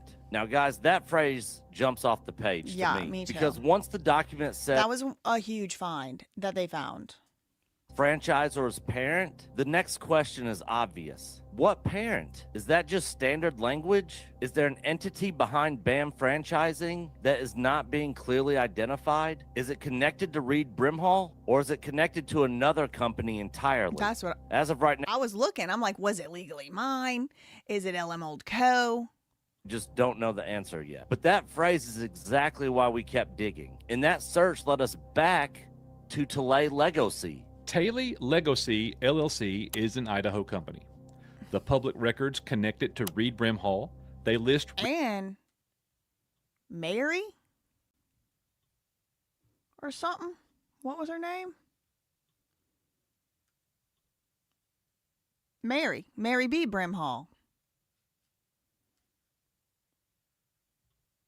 as the registered agent, and the company is tied to 10150 West Fairview Avenue in Boise, Idaho. Okay. That address is the part that we need to make a note of. Okay. 10150 West Fairview Avenue, because that same address shows up again in BAM's FDD.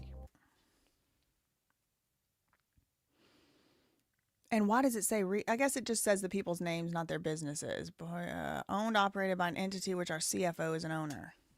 In the 2026 FDD, BAM lists the Boise Bricks and Minifigs location at that same address under Reed Brimhall. And the FDD says that location is owned and operated by an entity in which BAM CFO is an owner. So now we have Talay Legacy tied to that address. We also have a Boise Bricks and Minifigs store tied to that address. Same address. And we have Reed Brimhall tied to both. Now the timeline's important. Talay Legacy appears at I can't believe it's called Talay or Taley. Idaho records in 2015. That same year, Idaho Business You sure it ain't something like Taley? Tied to both.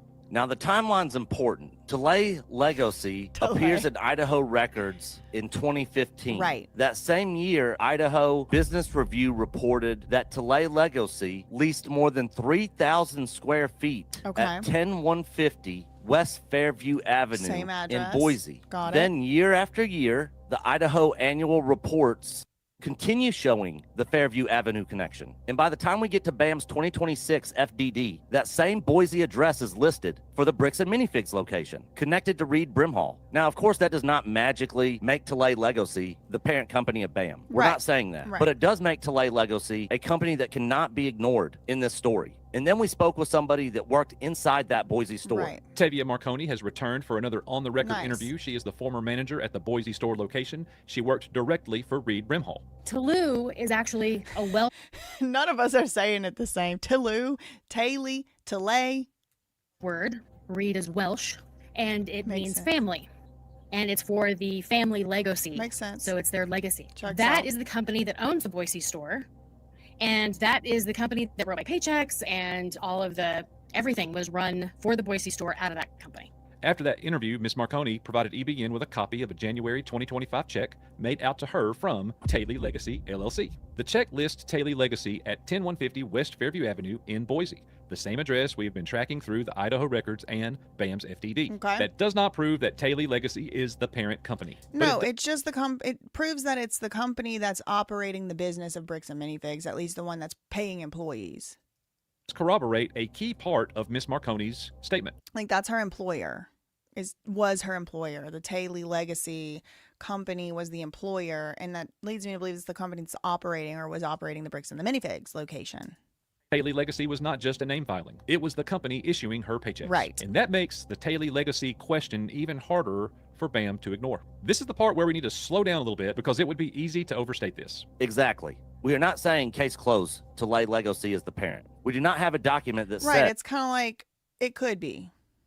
Talay Legacy owns BAM franchising. We do not have a stock ledger. We do not have a corporate ownership I feel you got to make so many damn disclaimers these days. chart. We do not have a signed statement from BAM identifying Talay Legacy as the parent company. But we do have enough to ask why this company keeps showing up around Reed Brimhall, the Boise store, payroll evidence, and the same address BAM lists in the FDD. And that brings us back to the phrase that started this entire thing, franchisor's parent. Now, once again, before publishing this report, EBN contacted BAM, Reed Brimhall, Eamon, and Matt McNeff for comment. As of Oh, dang. They put the email up. It's back to the phrase that started this entire thing, franchisor's parent. Now, once again, before publishing this report, EBN contacted Bricks and Minifigs, BAM franchising team, Reed Brimhall, Eamon McNeff, Matthew McNeff. Echo Base Network is preparing to report a report regarding Taylor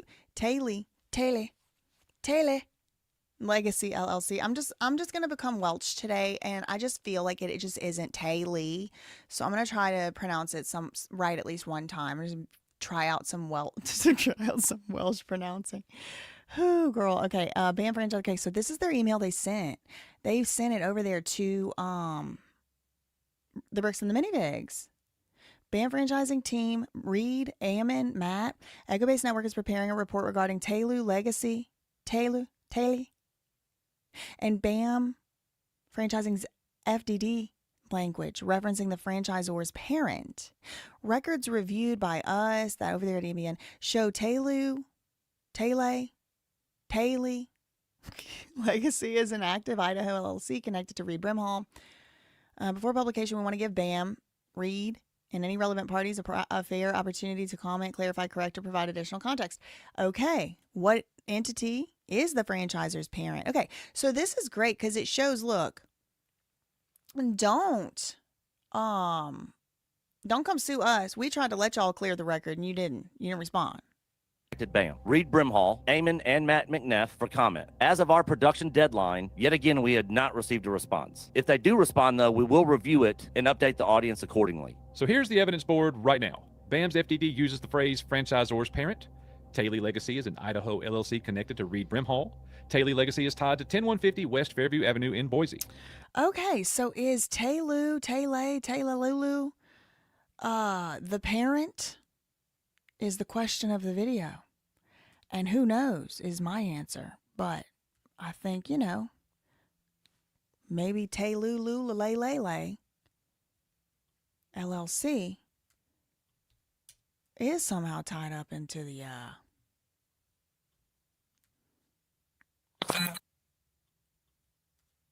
ownership of BAM. Who knows? Could be. Okay, so now I want to go to some of the parts of the civil rights lawyers video and some of the statements being made from people who were there, people involved in the case. Hi, are you Ben? Yes. Ben, I'm Detective Nikosha. I work at the police department. Okay. I just want to make sure you're aware of your rights. Doesn't mean you're going to jail or anything, but just because we're in this setting and I may ask some questions that may come off as like interrogation or type stuff. Oh, for sure. It is an interrogation. I may ask some questions that may come off as an interrogation. You fitting to get interrogated, buddy. So I just want to make sure you're aware of your rights and also that we're kind of covered in everything. Okay. So you have the right to remain silent. Anything you say can and will be used against you in a court of law. You have the right to an attorney. If you cannot afford an attorney, one will be provided for you. Yeah, we know that. Just read to you. Yes. Hold on, this isn't where I thought I was. This is a raid, Jack, is what they're doing. This was a search warrant. Jack had guns pointed in his face. This was a search warrant. Oh, they didn't point them at me, but they had them. Like that sign is a funny sign, like we have the show of guys signs and then. I thought this was like on the Sheldon part. I'll tell you. Really?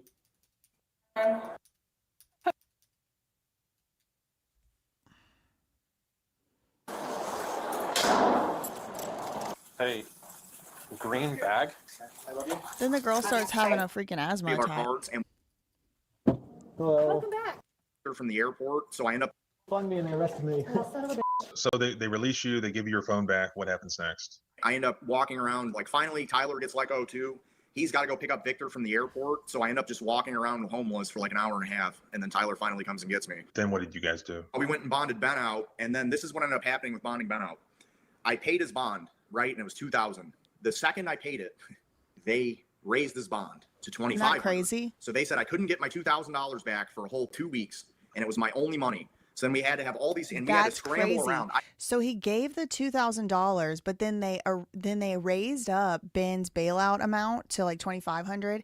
So then that would have basically meant somebody would have needed to come up with another $2,500 while Sheldon's money basically sat in nowhere land. It wasn't like, oh, you could just pay another $500. No, you had to pay the whole bond or whatever, something crazy like with that. So I don't know, maybe they ended up coming up with the money somehow or something, but it seems kind of to me like a scheme to keep Ben in jail longer.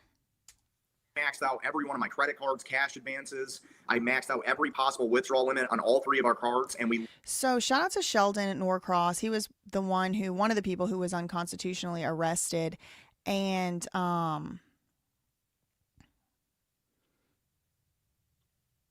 he's all up and down this interview. So y'all go make sure to watch part 5 and you can hear straight from him. Discussing what legal action can be taken against. So they bail him out finally. I will be in touch as well about this lawyer that I would like to set you guys up with. Yeah, tell him I'll retain him instantly. He's always in trials. When I was trying to get Ben to talk to him, this guy was in a trial, like waiting on a verdict, but he's definitely interested. So they had to find $500 more, but it had to be in cash. Okay, so I misunderstood. Yet to represent any of the people involved? Are you still investigating? We are actively discussing what legal action can be taken against the American Fork Police Department and what the time. Okay, Solomon Radner, do y'all know he also just now represented Gideon? Gideon in his, trespass case and all that. I was like, the web just webbed all over the place. But he is a very, very prominent civil rights. Oh, it's not a very nice pause to put him on. No, it's not a very nice. Okay. He's a very prominent civil rights attorney, and he practices, I think, mostly in Detroit, he said. But until pretty recently, he really had not come across my radar, except weirdly, I kind of feel like I might have heard about this firm specifically in law school. I don't know if they recruit from my law school or something, but I definitely had it rang a bell when I heard the name of his firm, the Radner firm or whatever. He represented Gideon because he was doing some trespass. I don't know. I didn't follow it very closely. He was accused of trespassing or something, but apparently they worked it all out. But I saw Gideon on his, you're scrolling through YouTube or whatever, and there's posts that aren't videos. So I post, and Gideon's there with 2 other people, and they're wearing silly meme shirts in the courthouse, and Solomon Radner's there. I'm like, okay, he didn't call Jayoma? I guess not. His brother has a YouTube channel too. There's 2 Radner lawyers. The brother is funny. I like the brother. I've seen 1 or 2 of his videos. I like that brother too. But anyway, I never really heard of either one of them, at least to my memory, until now. And after watching Solomon Radner on this video yesterday, I'm like, oh boy, he's serious. Have you agreed yet to represent any of the people involved? Are you still investigating? We are actively discussing what legal action can be taken against the American Fork Police Department and what the timeline would look like for such litigation. We're actively looking into taking action against the American Fork Police Department, okay? Breaking news, they're looking into suing the American Fork Police Department, which is going to make, you know what? Maybe I'll send him all of the information I have about Terilyn Lurker from the American Fork records place where they denied my records request for no reason unlawfully. Investigating. We are actively discussing what legal action can be taken against the American Fork Police Department and what the timeline would look like for such litigation. Well, I'm based in Detroit, but I litigate 1983 police cases pretty much all over the country. The 1983 police cases are the ones where you try to get the claim to overcome the government's immunity. So, first thing's going to happen when you sue a municipality or a police department or an individual police officer. The first thing they're going to do is what? Pop quiz. Say that they're immune from prosecution or immune from the lawsuit or from liability. They're going to say, nope, qualified immunity. These are the 1983 cases. And he's saying we take them all the time. It's regular. It's regular to me. I do this all day with my eyes closed. And what the timeline would look like for such litigation. Well, I'm based in Detroit, but I litigate 1983 police cases pretty much all over the country. I've done 1983 police civil rights cases in about 24 states. So I think a little more than 24 states. It's something that I'm willing to litigate anywhere if somebody's rights are violated. One of the wildest parts of this whole thing is that when the SWAT team entered the Airbnb, that they arrested or that they put all these kids in handcuffs and then took them down to the police station, put them in holding cells, and then individually interrogated them about Ben. Mm-hmm. All the while, none of them were being charged with anything or told they were being charged with anything, or were actually charged with anything other than Ben. And so they're just telling them, well, you were just being detained. I think this is one of those situations where the goal was a combination of intimidation and let's see what we can get out of them. Yes. Maybe one of them would have turned on Ben. Maybe one of them would have said, yeah, I know we're harassing them. Ben told us to harass them. Maybe one of them would have confessed to something else. You know, last night we were at the house doing meth. It could be that they were just hoping for something like that, or that's a fishing expedition. They were going fishing to see what they could get. They could trick one of these kids into providing something which is materially false, or which could be claimed to be materially false, and then you get to charge them with obstruction. That's why talking to the police is never, ever, ever a good idea. If they've got enough, they're going to charge you. And if they don't, what's the point in talking? They don't want to get your side, as they claim. Listen to this, man. They don't want your side. Well, we have all this stuff and we could, hold it against you. Okay, well, hold it against me, lawyer. They want to see if they can get enough to charge you or charge somebody else. So unless you're the victim of a crime, don't talk. Just keep your mouth shut. Because what these kids were able to do. Right. And it's by this part. Okay, listen. This, what he's about to say is, I was like, imagine you're a jury and you hear this. Unless you're the victim of a crime, don't talk. Not this. I had to wait. Just keep your mouth shut.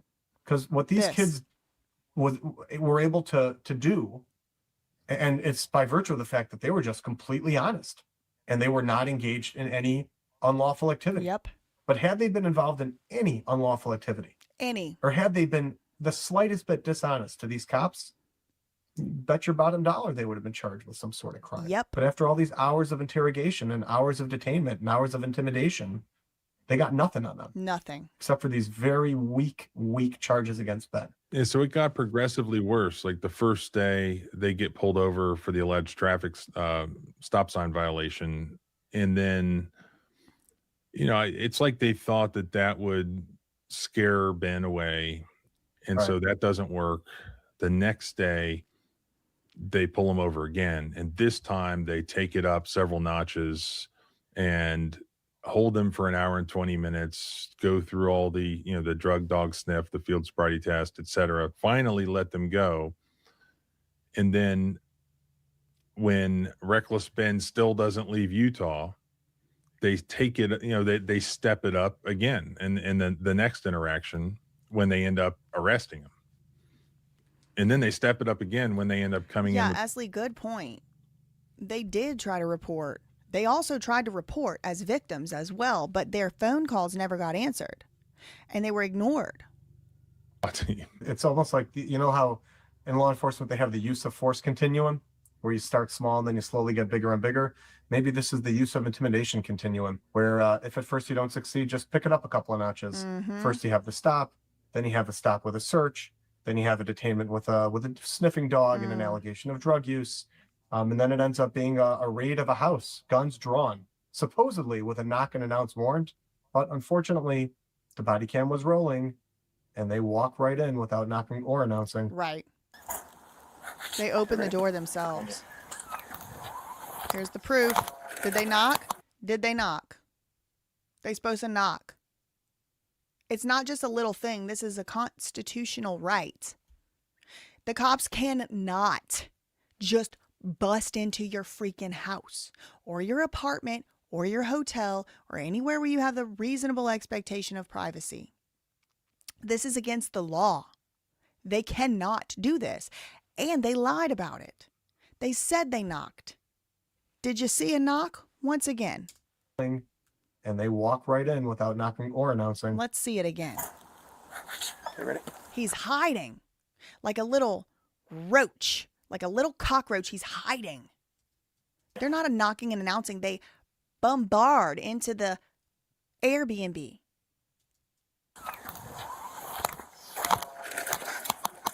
Everybody step out. Come outside. Stand up and come outside.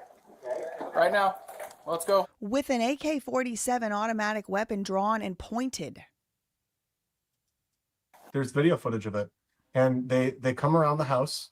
And what I saw in the video footage that I saw is there's one officer in front with a pistol and the one right behind him has a rifle. They kind of come around the back of the house. They see that there's a window open and they don't want to be seen until they're in the house. So he snuck around like the little farmyard animal he is. Pretty clear from the footage. So instead of knocking and announcing, what they do is they just open the door right up and tell everybody to get out. There is no knock. There is no announce. Well, there's an announce, but that's after they're already in the house. They open the door, they walk in, and they tell everybody to clear out. And then everybody clears out. And then, of course, there's the issue with the potential excessive force that's used on Ben, where the officer claims that Ben tensed his arm up. No. Don't move like that. You understand me? Silence. Don't move like that. Okay, I'm sorry. Okay? Oh, can I drop it? Don't move quick. Everybody just chill. Certain police officers create resistance. If they Yep. put their hands on you and push you hard, They know. you're going to tense up. They know the trigger points, the pressure points. They learn it. They learn how to subdue people. And so they push and prod on those sensitive points. So you jerk, and then they use it as a reason to violently assault you. Well, now that you tensed up, they get to escalate Yep. the use of force. They get to climb that use of force continuum. So if they grabbed his arm, for example, and started twisting it, and to prevent his arm from snapping, he tensed up. Well, now they can say he tensed his arm up, so now we get to use even more force. Who in their right mind, who's not doing anything wrong, is going to physically resist a police officer when you're surrounded by cops with guns drawn? In the affidavit to obtain a search warrant, the officer claims that he contacted Cole G. Richardson. This is Cole G. Richardson of the American Fork Police Department who wrote these words, these lies, these false statements in a search warrant affidavit under criminal penalty. Yes, he did. the homeowner of the Airbnb to inquire about video footage. The homeowner was cooperative and provided video footage that displayed Benjamin walking into the basement apartment at approximately 15:58 hours on this day. And then here it comes. The homeowner also disclosed that he could hear multiple individuals inside the residence speaking about possible stolen Lego toys that they had taken. Now, that About possible stolen Lego toys that they had taken. language there, that they had taken, is going to be very, very important, because Ben and his folks claim that they did not say this. Why would they say that they stole Lego that they didn't steal? Right. It makes no sense. No. It makes no sense at all. They searched the home. There was no stolen Lego there. And if you watch any of this video footage, you know that there was no stolen Lego there. They were trying to get back Lego that they perceived to be stolen. Because if the homeowner actually told the police that he heard the boys say that they had taken, right, and the boys really did not say that, Tell him, Solomon. they could sue the homeowner for slander, for malicious prosecution. And for violating the Airbnb agreement. They're not supposed to work with cops like that. There is a specific chain of command that Airbnb owners are supposed to go through, and they agree to it when they agree to be Airbnb hosts. You can't just say, oh, it's my house, I decide what I do now. No, baby, you already waived that right when you put your house on Airbnb. There's a contract. So if Solomon Radner is going to sue the Airbnb owners, he ought to take a look at that Airbnb contract, because they agreed to go through to be held by certain standards and to abide by certain procedures, certain chain of escalation. Lying to the police. If the homeowner did not say that. Shout out to Echo Base Network in the chat. We just previewed a good bit of y'all's new video. Taylay, T-Lee, Talulu, Talilai. We had a grand old time trying to pronounce that over here. And they were just talking about stolen Legos, which of course is what this whole case is about. Then they could sue the police for lying in the affidavit for a search warrant. So this affidavit in and of itself creates a number of problems based on, again, what we know the actual facts. I'm glad he's saying it, because we've been saying it over here. And this looks like it was filmed a while back, because I know Civil Rights Lawyer has been in Florida or somewhere in most of his recent stuff. So this video must have been filmed quite a while ago. Based on what we know these guys did not say. Unless he just got back. But he's like in the beach home. See that screenshot right there? He's like there for most of the video. So I'm assuming he's still there. And this is like an older recording that he's finally getting around to publishing, this interview with Solomon Radner, the lawyer. And based on the fact that the search... Now, this is not Ben's lawyer, by the way. I think he's representing some of the other people and all that. But I think he's representing actually Sheldon, Sierra, Tyler, the ones who have that GoFundMe. Conducted, guns drawn, by just entering the home without knocking first. Yeah. So did the homeowner provide false information to the cops, or did the cops provide false information to the judge Right. to get the warrant? Probably both. Probably both. It's going to be the ultimate question. And based on the way the warrant is written, I think the best course of action here would probably be for the victims in this case, Ben and his friends, to, in addition to suing the police for a host of potential civil rights violations, to also. That's big news. Okay, so he's saying, looking into that, we might be suing them. For the victims in this case, Ben and his friends, to, in addition to suing the police for a host of potential civil rights violations, to also sue this homeowner for providing materially false information intentionally to the police. Bingo. Which Get them Welleses. Get their asses. They should not have been working with the police and sitting in the police's car against the people renting the Airbnb, providing false information. No. They shouldn't have been doing that. And if they did do that, they ought to get sued. Was going to be used by the police to most likely obtain a warrant to search the home, which of course is what happened. Did you guys go back to Ben's Airbnb? We did, and they kicked us out. So then, we got back finally at like 4 a.m. It was super cold, and then there was a note on the door saying we were kicked out. Really? Yeah. Kicked out from who? The Airbnb owner? Yeah, the one who told the police we had stolen Legos. Yeah. You had already booked it. That'd be Ryan and Wendy Rachel Wells. And you were already staying there, or Ben was, and then you guys get there, and there's a note on the door from the owner saying you're kicked out. Yeah. It said you can come back at a time you can schedule to get your stuff, but your SOL. Because we had gone back to the Airbnb and stuff, and after the raid, and I kept saying like they're probably gonna kick us out. So in between there, yeah, it's like we did stop in there, and then they didn't like that, so they completely locked it down, like Fort Knox on us. So then it was like, just a note on the door, and then we had to go get a hotel. What do you know about that? Because I'm an Airbnb host. My brother is an Airbnb host, and as Airbnb hosts, you don't really have any interaction with the people using your Airbnb outside of just communication through the app. Like, you're generally not seeing them or talking to them in person, or putting yourself in a position where you're overhearing what they're talking about. The question is, how the hell did these people even hear what Ben and his friends were talking about in that house? Do you know whether they had some sort of like Now, some people have said that the owners live upstairs. Maybe they do, but there are 2 Airbnb listings of this house, and one appears to be the lower downstairs and one appears to be the upstairs. So were they just like spying on them from their other Airbnb apartment, or do they rent out their real house that they really live in on Airbnb? At the setup? The owner was like surveilling his tenants or something? I mean, for him to have reported us to the police, he would have had to have at least been eavesdropping and being nosy. Because it's like, also, we're filming a video, so we were probably being kind of loud and stuff.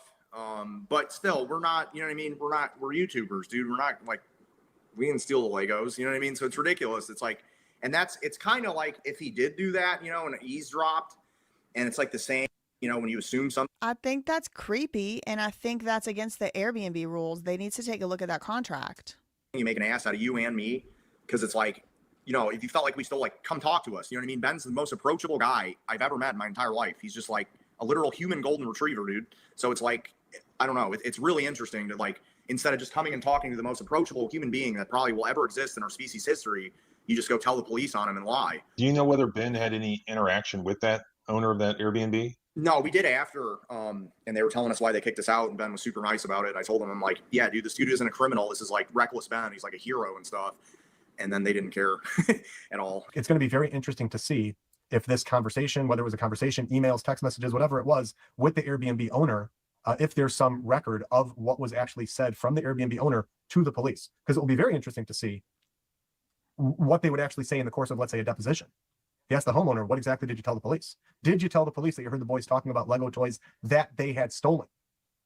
And then you ask the police also, are you certain that that's what was said? And how was it said to you?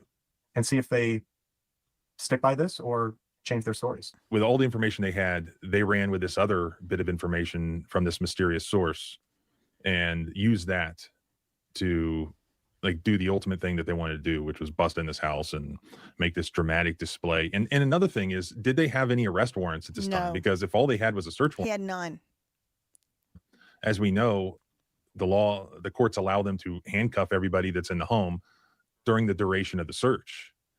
But it does not, to my knowledge, allow them to handcuff everybody just for a search warrant, go put them in a police car, and then take them to an interrogation room at some other location and hold them for hours and interrogate them.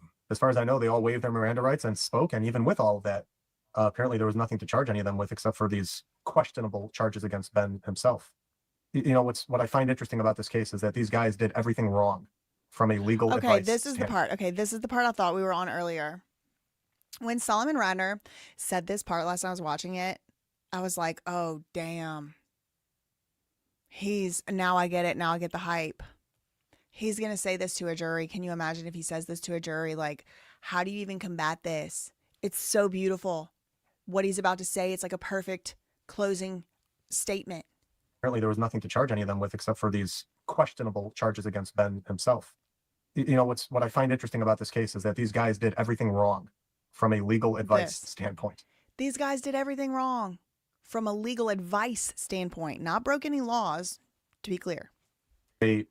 We've got somebody willingly giving over his phone. We've got somebody consenting to drug tests, to field sobriety tests, to waiving Miranda and making statements. These are things that any lawyer worth his or her salt would say, don't do it. And they did it all. They did all of these things. And all the police needed was one inconsistency or one confession, something that they could distort and use and then charge more of these people with some sort of, questionable criminal action. And apparently they got nothing. These kids were 100% cooperative. They did everything that a lawyer would have told them not to do. They consented to searches of the, different things. They consented to field sobriety tests, which you don't have to do. They talked beyond getting their Miranda warnings, which lawyers will always say don't do. They consented to breathalyzer tests. They talked to the police. They did all this stuff. They did all this stuff that you would say, don't do it, because they're going to use anything you say against you. But they did it anyway.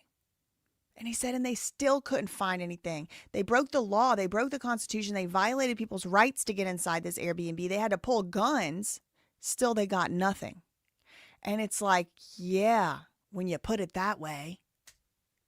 They answered every question and they got nothing out of it. And it just made the police department look bad. Do you have any timeline on what you guys might be doing going forward?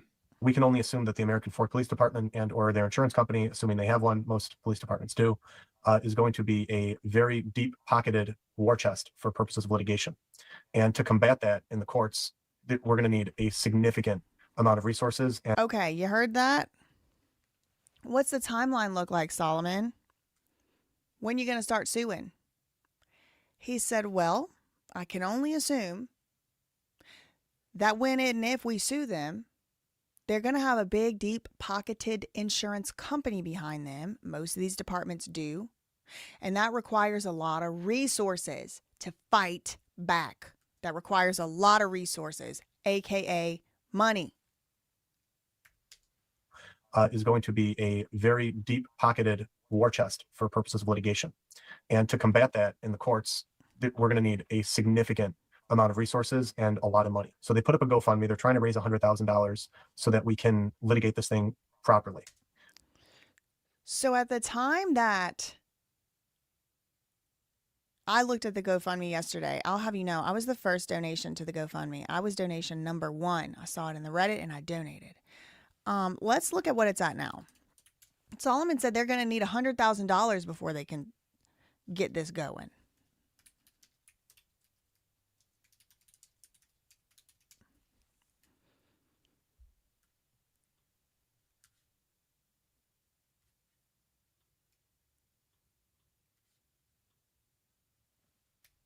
That in the courts, we're going to need a significant amount of resources and a lot of money. So they put up a GoFundMe. They're trying to raise $100,000 so that we can litigate this thing properly.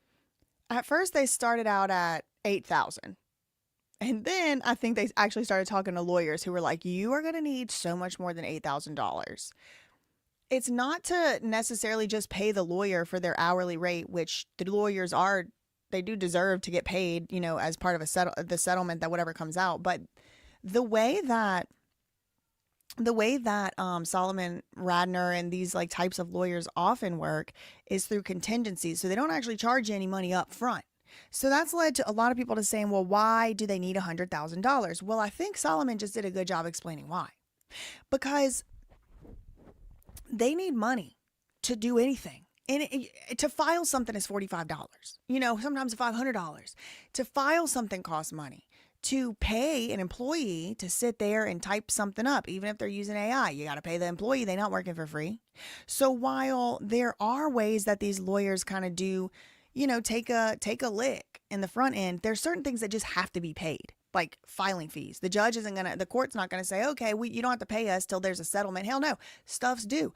Experts, you have to hire experts. They charge like $1,000 an hour. These experts sometimes can charge $3,000, $6,000 a day.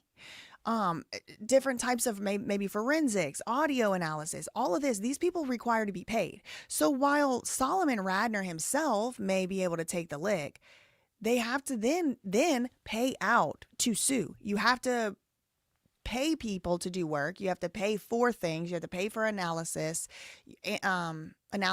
or analysts. So Solomon, I mean, he does this. He's like, we're going to need about 100,000 before we could sue anybody.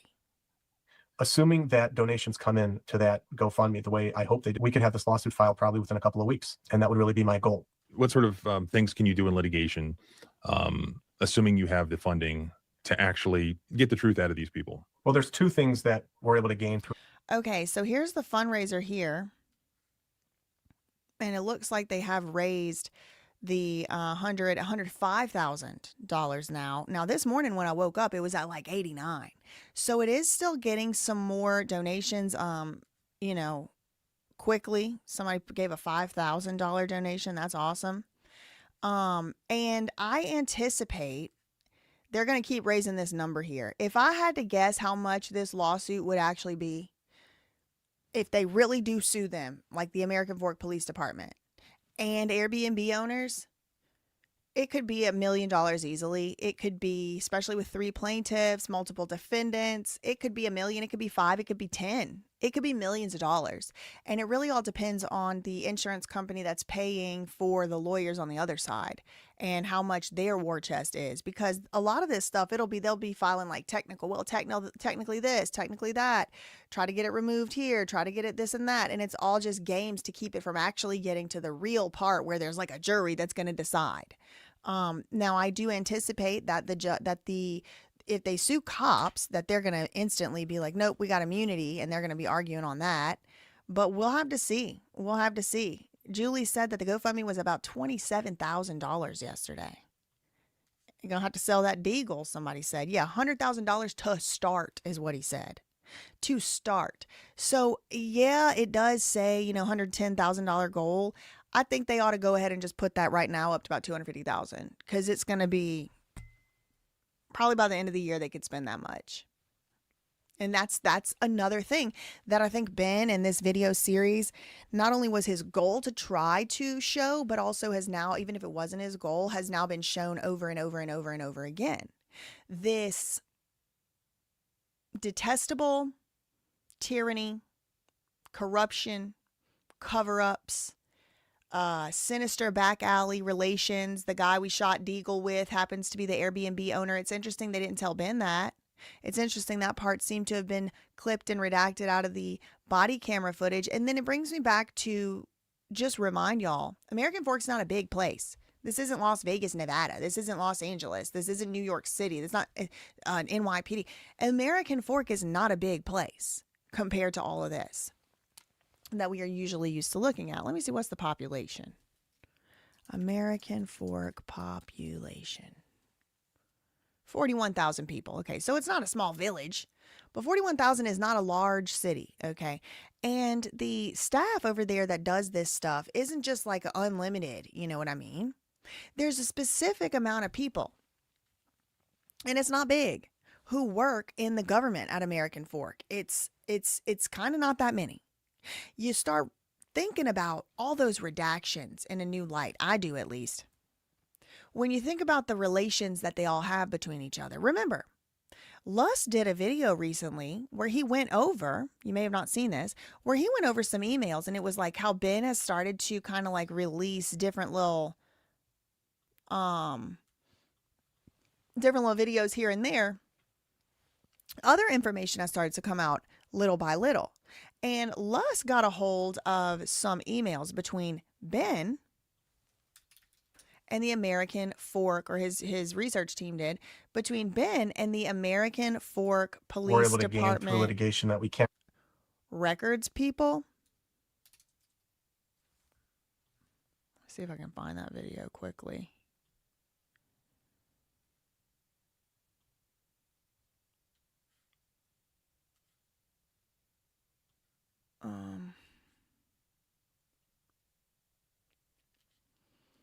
Okay, so it's this video here, leaked emails Of this, but it between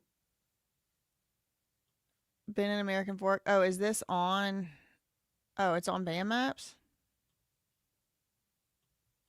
sure how my research team got a hold of this, Right. but it's Reckless Ben talking to the record holder. If you remember in Reckless Ben's video, he had talked to someone, it was a female voice, and she was like, well, that's not how things are done here. Well, the record holder is actually married to the American Fork PD sergeant called Adam Stolers. So her name is Jamie Stolers, and Reckless Ben has been communicating with Jamie. This is prior to the release of that woman. When Jamie Okay. Hello is the woman who you heard on the phone. So it wasn't just a So phone here's call, the it was also email. a full-blown email So, hello, thank you for your payment. I will be diligently working on processing the footage for you the remainder of the week. This was sent back in April. The month after the interactions all happened, this email it gets sent to him.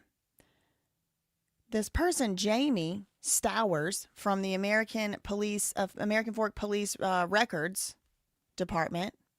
Thank you for your payment, she says to Ben. I'll be diligently working on processing this footage for you the remainder of the week and into next week. Please understand, this is a significant amount of footage to go through, over 26 hours, and your patience is greatly appreciated.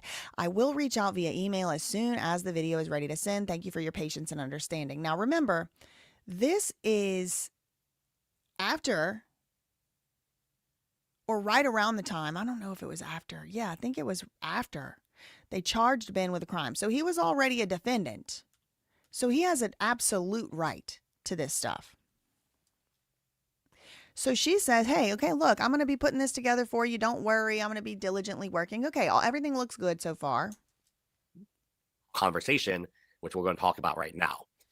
Hello, thank you for your over. Because of that, we are denying portion. Okay, so then she sends another email about a week or so later. Hello, this email is to inform you that subsequent to speaking with the prosecuting attorneys, there's currently an ongoing criminal prosecution investigation. Because of that, we are denying portions of your request. These portions include all video footage and audio recordings of the victim in this case. That's Josh Johnson. So that's like most of the footage. Considering the above information, you have two options. Move forward with your request and receive redacted body cam footage, or you may choose to cancel your request and get a full refund. Let me know what you would like to do to Your proceed. request and the work you've been.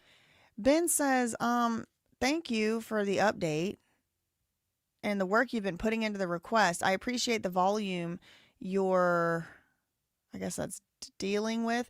I understand you've been directed to redact Josh as a victim. To help move this forward, I would like to narrow my request. I'm not requesting any identifying or personal information, face, address, contact details. I'm specifically requesting unredacted audio video of statements made by him about me or the incident with any necessary visual redactions and if that's not possible, then can you just give me a transcript to Josh's statements, limited to references about me? So that's very narrow at that point. So just anything he said about me, can you tell me that? He said, my goal is to accurately understand and verify statements made about me, not to obtain private identifying information. if this narrowed request still cannot be fulfilled, could you please provide the specific exemption being applied and a brief explanation of how those exemptions justify redacting the content of his statements, not just identifying details? Additionally, can you please confirm who directed the redactions so I can route any formal follow-up or appeal appropriately if needed? I appreciate your help and I look forward to your response. Going into the She says, "Hello, Ben." See their little fake politeness, their little fake phony politeness they do. "Hi, Ben!" Exclamation point. "You're very welcome. I'm glad I can help. This bitch ain't done no helping though. She's glad she could help, but she ain't helped. She's actually hurt. She's actually breaking the law. She ain't helping. I understand and appreciate you striving for a better understanding of the circumstances involved in your requested cases and will do my best to help you!" Exclamation point. In your most recent email, you requested unredacted audio and video statements made by Josh about me or the incident with any necessary blah, blah, blah, blah, blah. She said, "Nope, that's classified. It's private. This is due to the fact that the subject of the records is the victim in the circumstances." You also requested a transcript of his statements. No, he didn't. He said if you can't do the first one, then alternatively. But if you would have done the first one, he wouldn't have needed that second one. Limited to references about me or the incident. We do not possess a transcript of Josh's statements, so we can't provide one. You have requested the police report, and any portions of the police report that may contain quotations or paraphrases of the victim's statements will also be redacted from the report, as they are also classified as private. To recap, fuck you. Like, that's what it sounds like to me. To recap, once we finish compiling your original records request, you will be provided with a police report with all quotations, paragraphs of the victim redacted.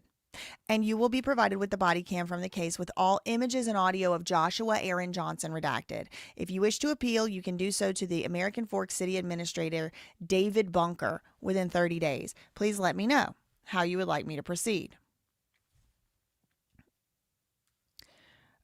He said, "I would like you to continue with the redactions," and Jamie Stowers says, "No problem. I will reach out soon and let you know when the redactions have been completed."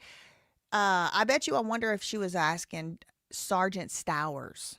I wonder if she was asking Sergeant Stowers, who she appears to possibly be related to. I do wonder if that's who is leading these redactions. Now, she claims it was the prosecutors, so they corrupt too. Ben writes, "I would like to continue." Okay, so then Ben reaches out again. "Hey, I wanted to follow up." She said, "Hey, thanks. Sorry for the delay with multiple cases and the amount of body cam footage. It's an extremely high volume. The substantial footage, circumstances, individuals require necessary redactions that are very time consuming. Having said that, please be assured that I am and have been diligently working on this daily and understand it's important to you. I will continue to do my best to get this to you ASAP. In the meantime, please don't hesitate to reach out to me directly." Based on the 10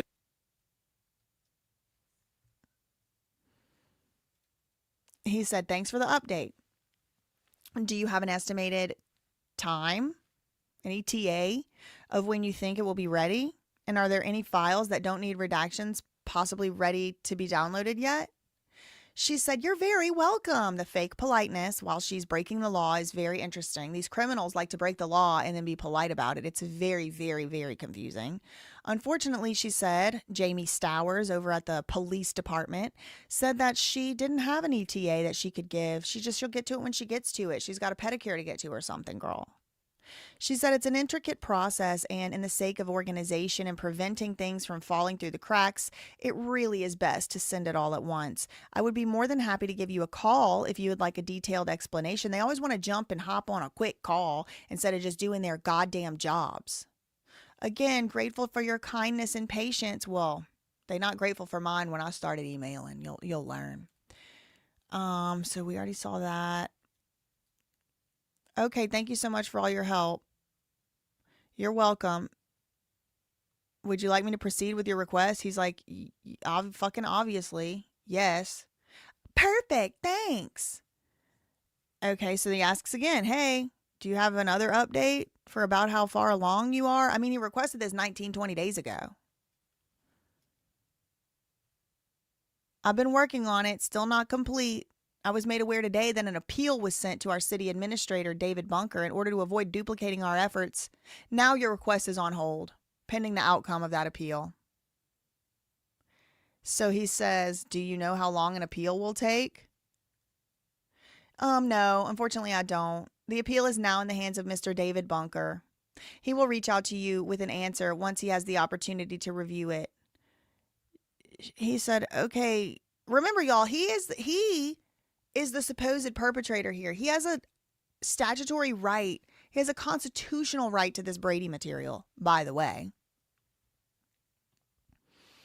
Since everything is currently paused pending Mr. Bunker's decision, Ben says, I wanted to check if you would be able to help flag the appeal as time sensitive or check in on the status internally. For context, I've reached out to him 3 times over the past 8 days, and I haven't received any response yet. This has become time sensitive on my end, and the overall process is now extending beyond the expected response timeline. So I'm trying to make sure it doesn't stall further. My goal is just to keep things moving, and that once a determination is issued, your team can resume processing right away without additional delay. So he's being penalized for appealing the decision. She said, oh, hey, I understand time sensitivity on your end, and I appreciate your patience. I can assure you Mr. Bunker will reach out to you as soon as he's had a chance to review your appeal. He's doing stuff right now. He don't feel like dealing with his job.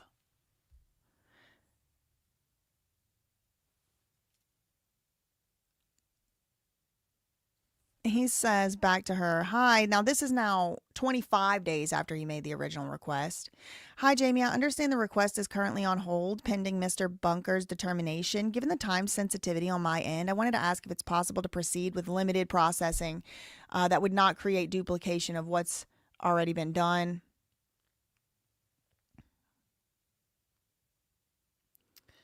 My goal is to make progress on segregable portions while the appeal is pending without affecting the final determination. If that isn't possible, I understand, but I wanted to check whether any limited work redacting the video could continue in the meantime so I can get the footage sooner so the whole thing isn't just on a pause. I'm worried I'm not going to have enough time to prepare for my court case if this doesn't resume soon.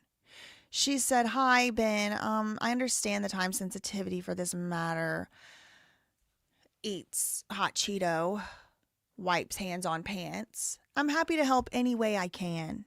At this time, I will continue to move forward with processing your request until I hear otherwise. Thank you! Exclamation point. He said, okay, thank you. Do you have a rough estimate of when it will be finished? Hello, just following up on the estimate. Look, now we're April 28th, no answer. May 1st, he has to say hello. Hi, Ben. Your request will be completed by the end of this week. Thank you for your patience and understanding. That was May 4th.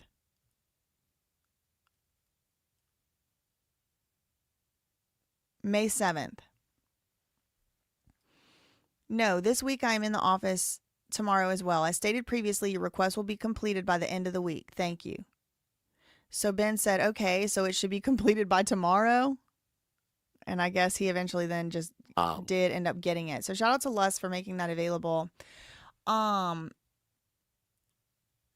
us. And this brings me, I think, probably around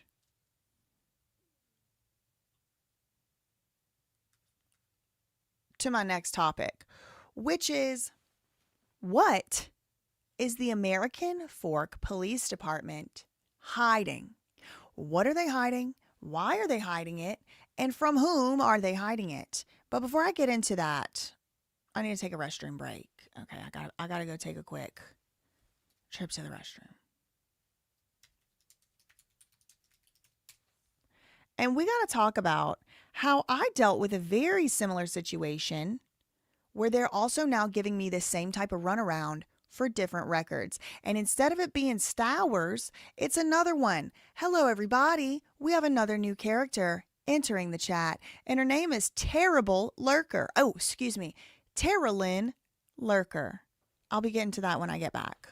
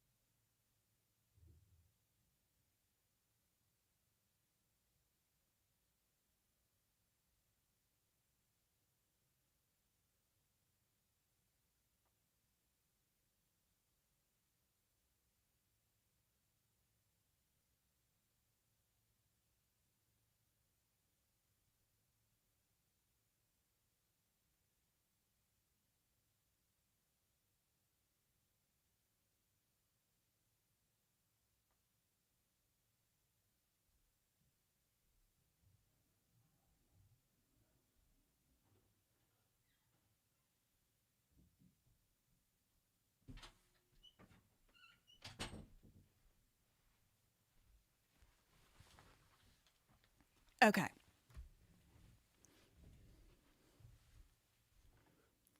So, we got a new character entering the chat. Yes, we do. So, y'all already know I have terrible, terrible luck trying to request a public freaking record. It's like they just don't want me to have the public records. And especially once they find out, those headphones, girl, especially once they find out I am a YouTuber, they really don't want to give me what I'm asking for. So I've had different people request different things for me, as y'all know, over the last few days. In the Dan McNeff stuff, for example, I requested the exact same thing that somebody else requested, and I had a feeling they weren't going to give me everything I asked for, so I just had somebody else request it, because also they were asking me over there in Draper, the Draper Police Department, they were asking me for a government-issued ID to get these records, which is absolutely not required at all whatsoever. And in fact, and indeed, the statute, the GRAMA statute, which is like the FOIA statute in Utah, it specifically says they cannot require you to give up your identity or to give them the reason why you're asking for the records. And the reason why that is built into the law is specifically for the reason of discrimination. People discriminate. These towns discriminate. They know who's asking for it. Especially the smaller the town, the worse it is. They know who's asking for it, and then they will deny it.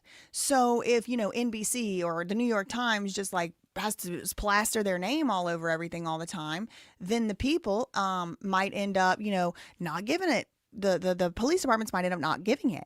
We saw this recently in a case related to this case, the Medina Dore. We were all down the rabbit trail about her husband being accused of sexual misconduct by a fellow police officer, and then she sued and all that.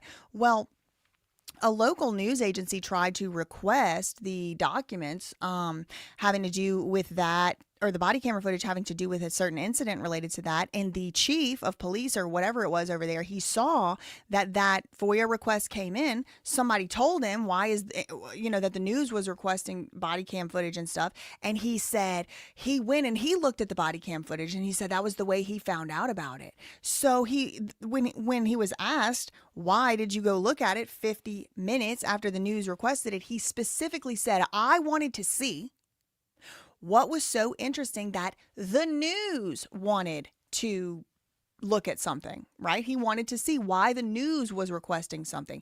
This is the reason. This is the reason why GRAMA does not require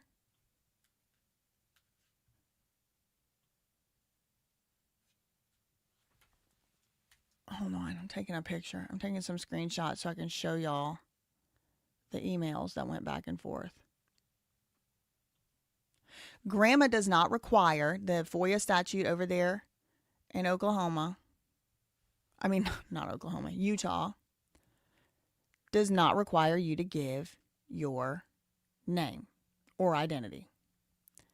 I'm taking a couple screenshots.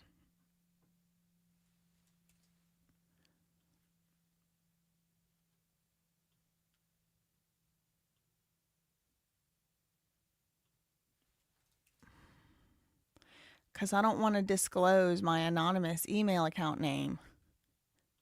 Because you never know who's watching.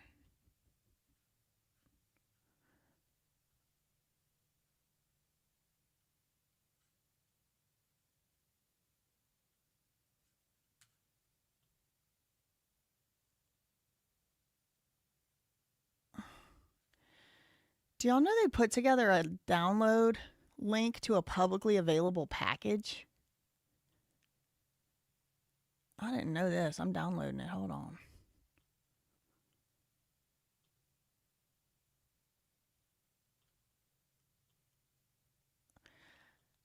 This is news to me. Hold on. Oh, it's downloading. Watch them put a fucking flock camera inside my desktop or something. Okay, hold on.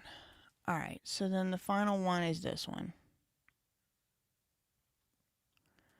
Now it's downloading. So what I specifically wanted, what I specifically asked for, actually, I'll read it to you. Let me pull that up first.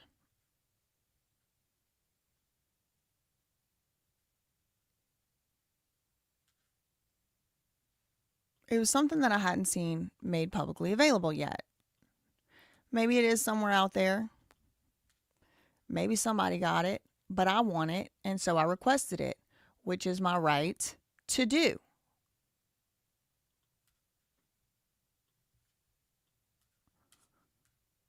Especially considering how much an interest of public concern this is. What the hell? Why can't I pull this up? Okay. Oh, I guess I should take the bathroom break down. Okay, so this is what I requested specifically. Right here.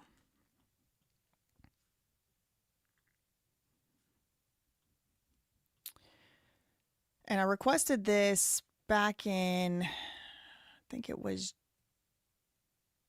June 25th or something, June 24th, so last month. This is a formal request under GRAMA for any and all written or typed reports or statements made by Joshua Aaron Johnson or any other civilian, including Johnson's wife, in connection with calls for service related to that address between the dates of March 8th and March 13th, 2026. For example, American Fork police officer wearing Axon body-worn camera X60A9525X responded to Joshua Johnson's residence on March 10th, 2026, during which at approximately 17:22 hours, said officer handed Joshua Johnson a blank form to fill out and return to the American Fork Police Department. I am requesting that report. Okay, I even put it on the thumbnail. There's a picture of him handing over a clipboard. He's taking the clipboard. He goes in his house. He writes in whatever he does on there. I'm not really even sure he can even spell, by the way, because when he was asked to spell bricks and minifigs, he said, yeah, sure, bricks and minifigs. Yeah, I do need someone to get this for me. I sure do, because they're not going to give it to me.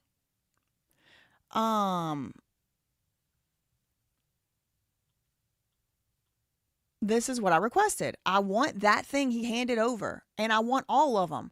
I want all of his written statements because I haven't seen the written statements. So I requested the written statements. Now, this is the same police department, the same one and the same that you just saw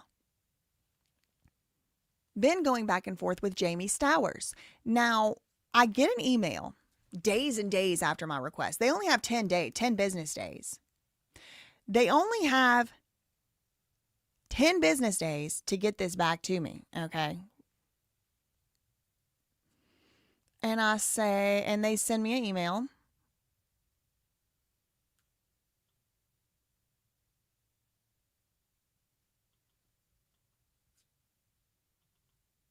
Hold on. This is how I gotta do it. Hold on. So I get a response to the records request. Put a 1 in the chat if you don't think it was the records I requested, and instead it was some bullshit runaround. What is the American Fork Police Department trying to hide, and why? Okay? It's very clear what the law actually says.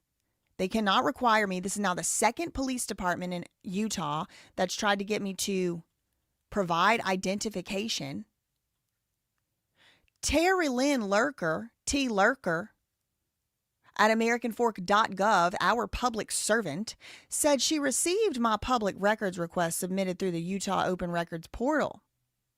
She said under the Utah State Code, a person making a request for a record shall submit to the government. I don't like this fucking sentence. I don't submit shit to the government. They work for me. They derive their powers from the consent of the government. Of the governed. They derive their powers from the consent of the governed. The government does not tell me what in the hell to do as far as submitting. bitch. The only thing I needed to submit was the request. And now you're supposed to submit the answer to the request. And of course, now I'm obviously making it known. I'm obviously making it known who I am. Isn't it interesting? Her fucking last name is Lurker. Pfft, bitch. Hey, Lurker. If anybody wants to submit any complaints about this law-breaking buffoon, go ahead and do so. That's, your right to do.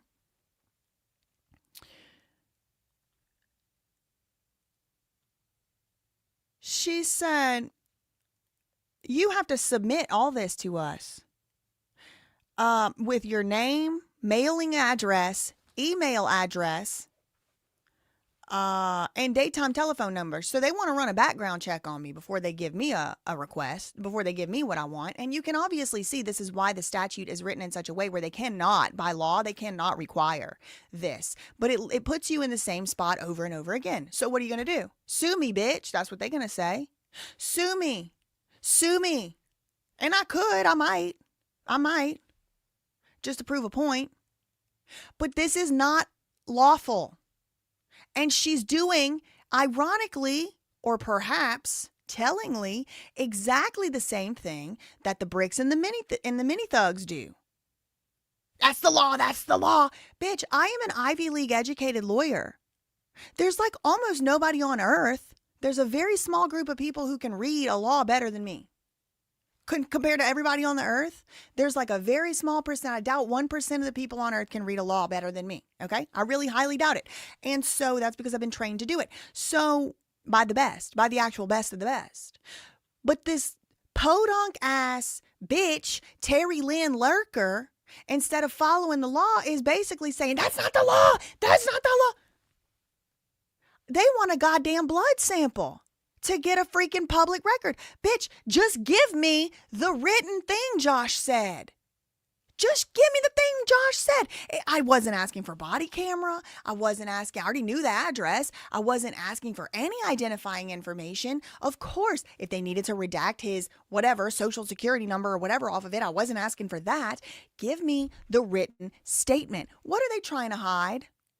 Why is TeriLyn Lurker, MMC City Recorder, getting in on it at this point? Huh? She said, this crazy bitch said, without the required contact information, without you giving us enough information to run a background check on you, unlawfully and unconstitutionally, this is not a valid record request. Well, the problem for TeriLyn is it is a valid record request. And now she's put her city in liability for getting sued yet again. And it looks like Solomon Radner is getting ready to go full blast on this entire police department. So I highly doubt TeriLyn Lurker wants me joining forces up with the likes of the Radner brothers, but I might just do that.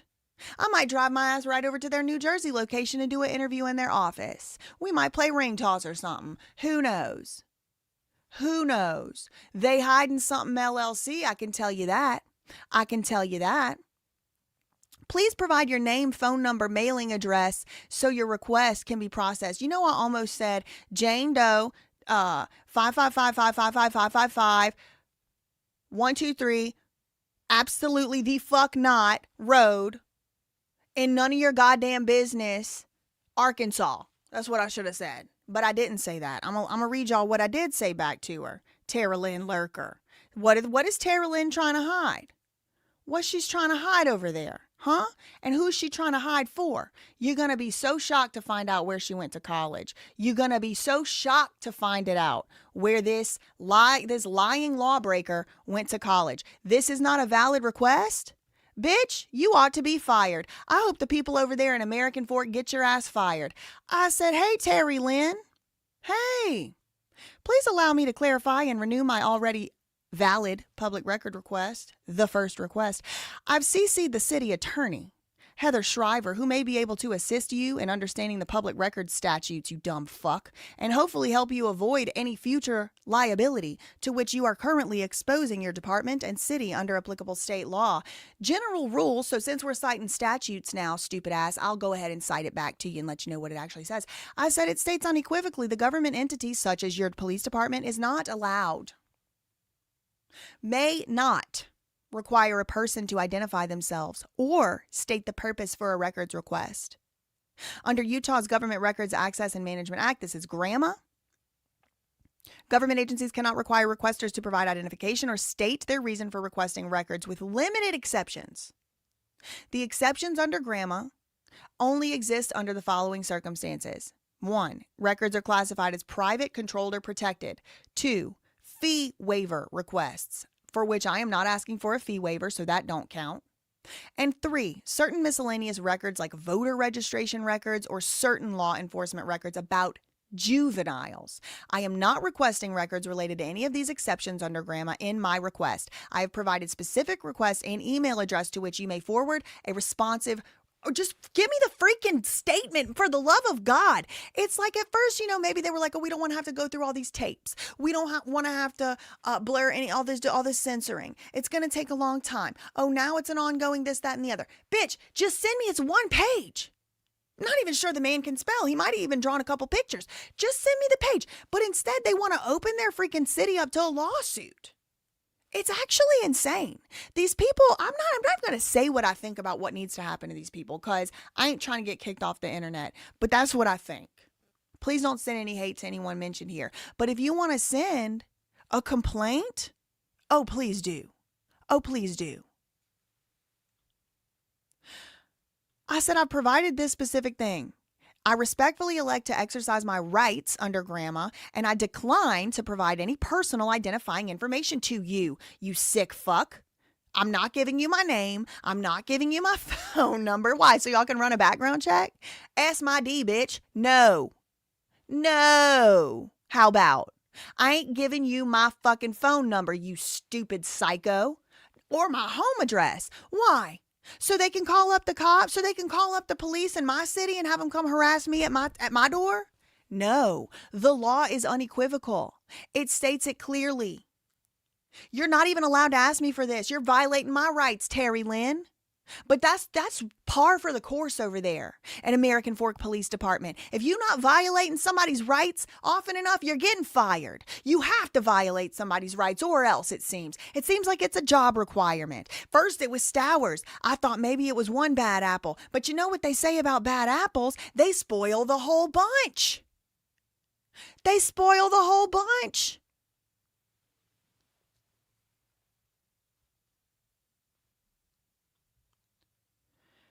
Thank you so much to Rainbow Shamrocks for the $5 super chat. Ben has no charges in Oregon. Right. The trespassing is Provo and Utah. Thanks so much to Zoom with Smokey Bear for the $10. The phrase Tululu legacy consists of a Welsh word. Yes. We kind of moved on from the Tululu, but yes. Thank you, Wendy, for the $2. He is part of Brother Council.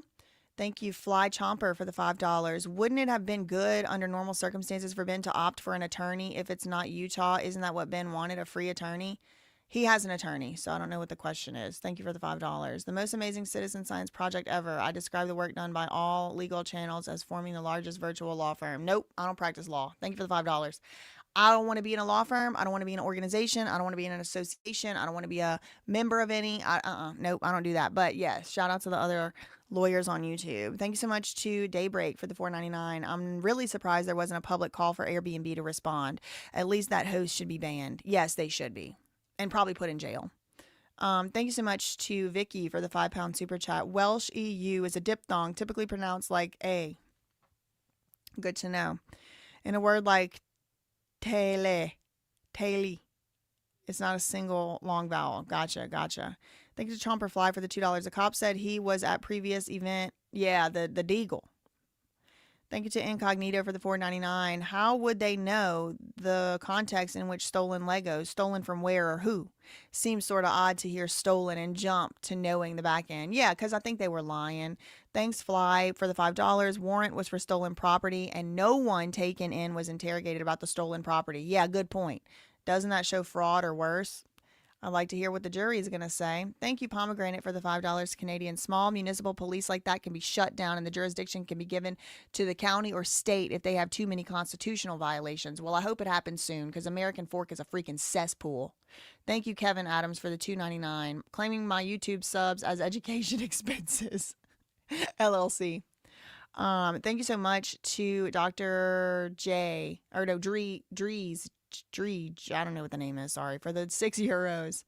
Not Ammon, the other guy. Does he say love you to the officer? Yes, he does. I love you. It's so embarrassing and cringe. Oh my God. Thank you, Daybreak, for the $9.99. I think John Lang, Audit the Audit supplementary channel, challenged one of these contact requests to a records request and got an apology for it recently. Really? That's interesting. Well, somebody needs to, I don't even need an apology. I was about to say somebody needs to give me an apology. No, they don't. Just send me what I asked for. Thank you to Interfecteris for the $5. Might have even drawn a couple pictures. You earned this with that sentence. I just want to see what he wrote. Thank you, Justin Wright, for the $10. You should tag Senator Mike Lee on this so he can at least see the crazy happening in his state. He probably knows. He probably knows how they do. Yeah, so I said, I'm going to exercise my rights under grandma, and I'm not going to be giving you my freaking home address and my phone number, you psycho stalker.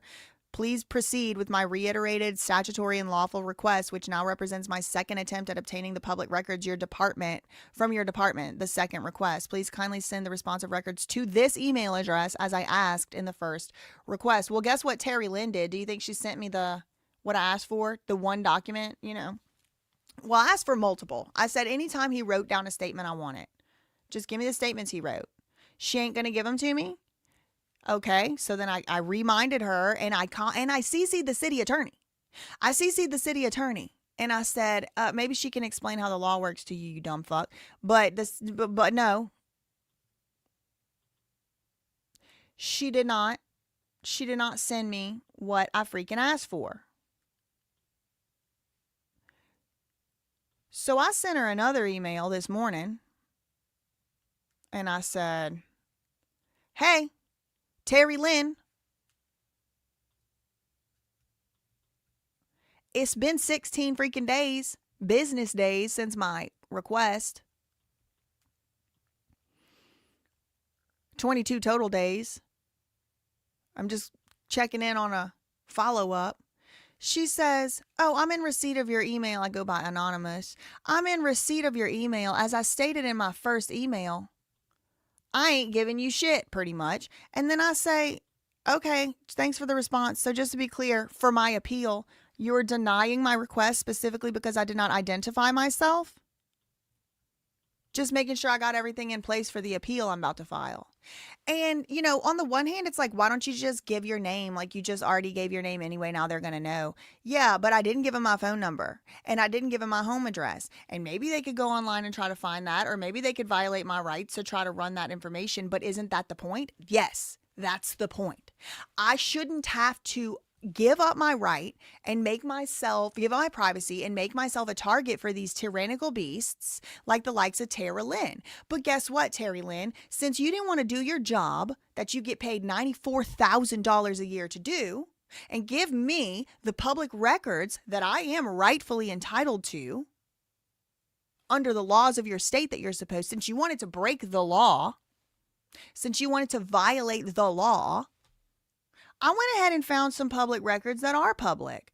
Let's go ahead and look into the public record of Terry Lynn Lurker, since she won't send me the public records that I actually asked for. How about?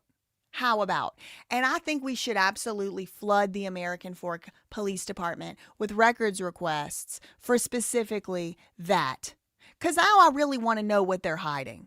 What are they hiding? What are you trying to hide, Terry Lynn? Why are you trying to hide? Oh, you got to give an ID. That's false. It's false. It's not even true. It would be one thing if it was like, okay, yeah, fine. I'm supposed to give my ID, and I did. No, it's literally not allowed. They're not allowed to require. It's against the law. She's breaking the law. Terry Lynn is a lawbreaker. She's breaking the law, and she's getting paid to do it.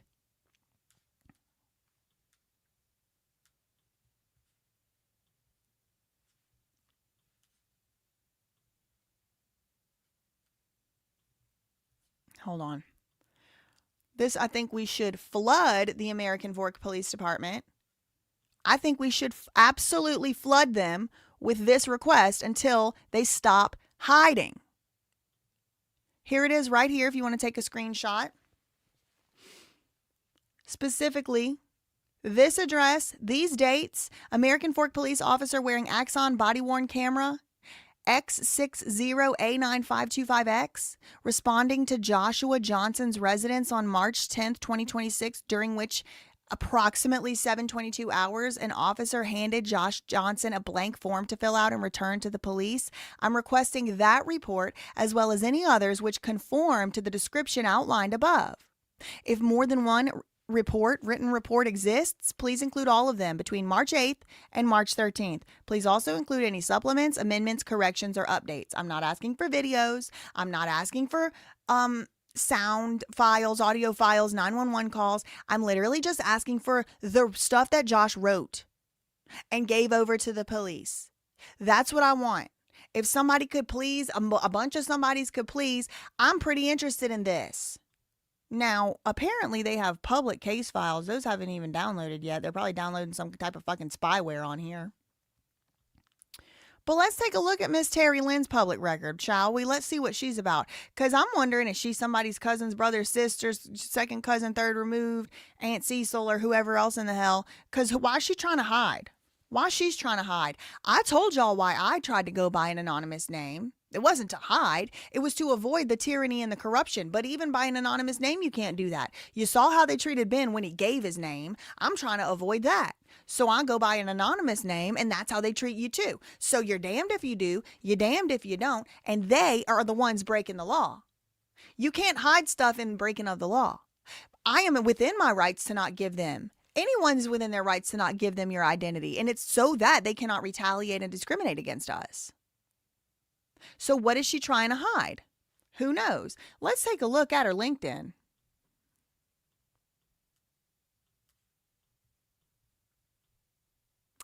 Oh, guess where she went to college? Just up front and center. Up, womp womp.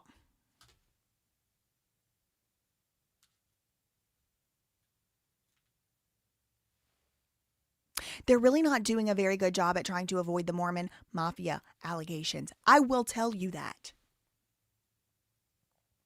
Put another way, they never going to beat the Mormon mafia allegations. They're not going to beat it. It's starting to become like, okay, well, you know, maybe this is why. Maybe something to do with this is why Ben was making those allegations. Maybe it's not as crazy as what it sounded like at first, huh? That's her right there. Couldn't have bothered to put some concealer on before putting this very close-up HD picture. Crust in the corners of the eyes, needing a brow pencil, and put that up on LinkedIn. Let's take a look at her public bio, shall we? Lehigh, Utah. I have a lot of administrative work, and my attention for detail and desire for organization will help keep an office running smoothly. Yeah, well, she breaks the law too. Anybody who likes to wants to think about hiring her, she breaks the law, and she don't follow the law. I understand the importance of accuracy and double check my work so nothing is missed. Well, you don't do work. You just send out, unlawful emails, actually. If you need something found, I'm the one who can hide it. Find it.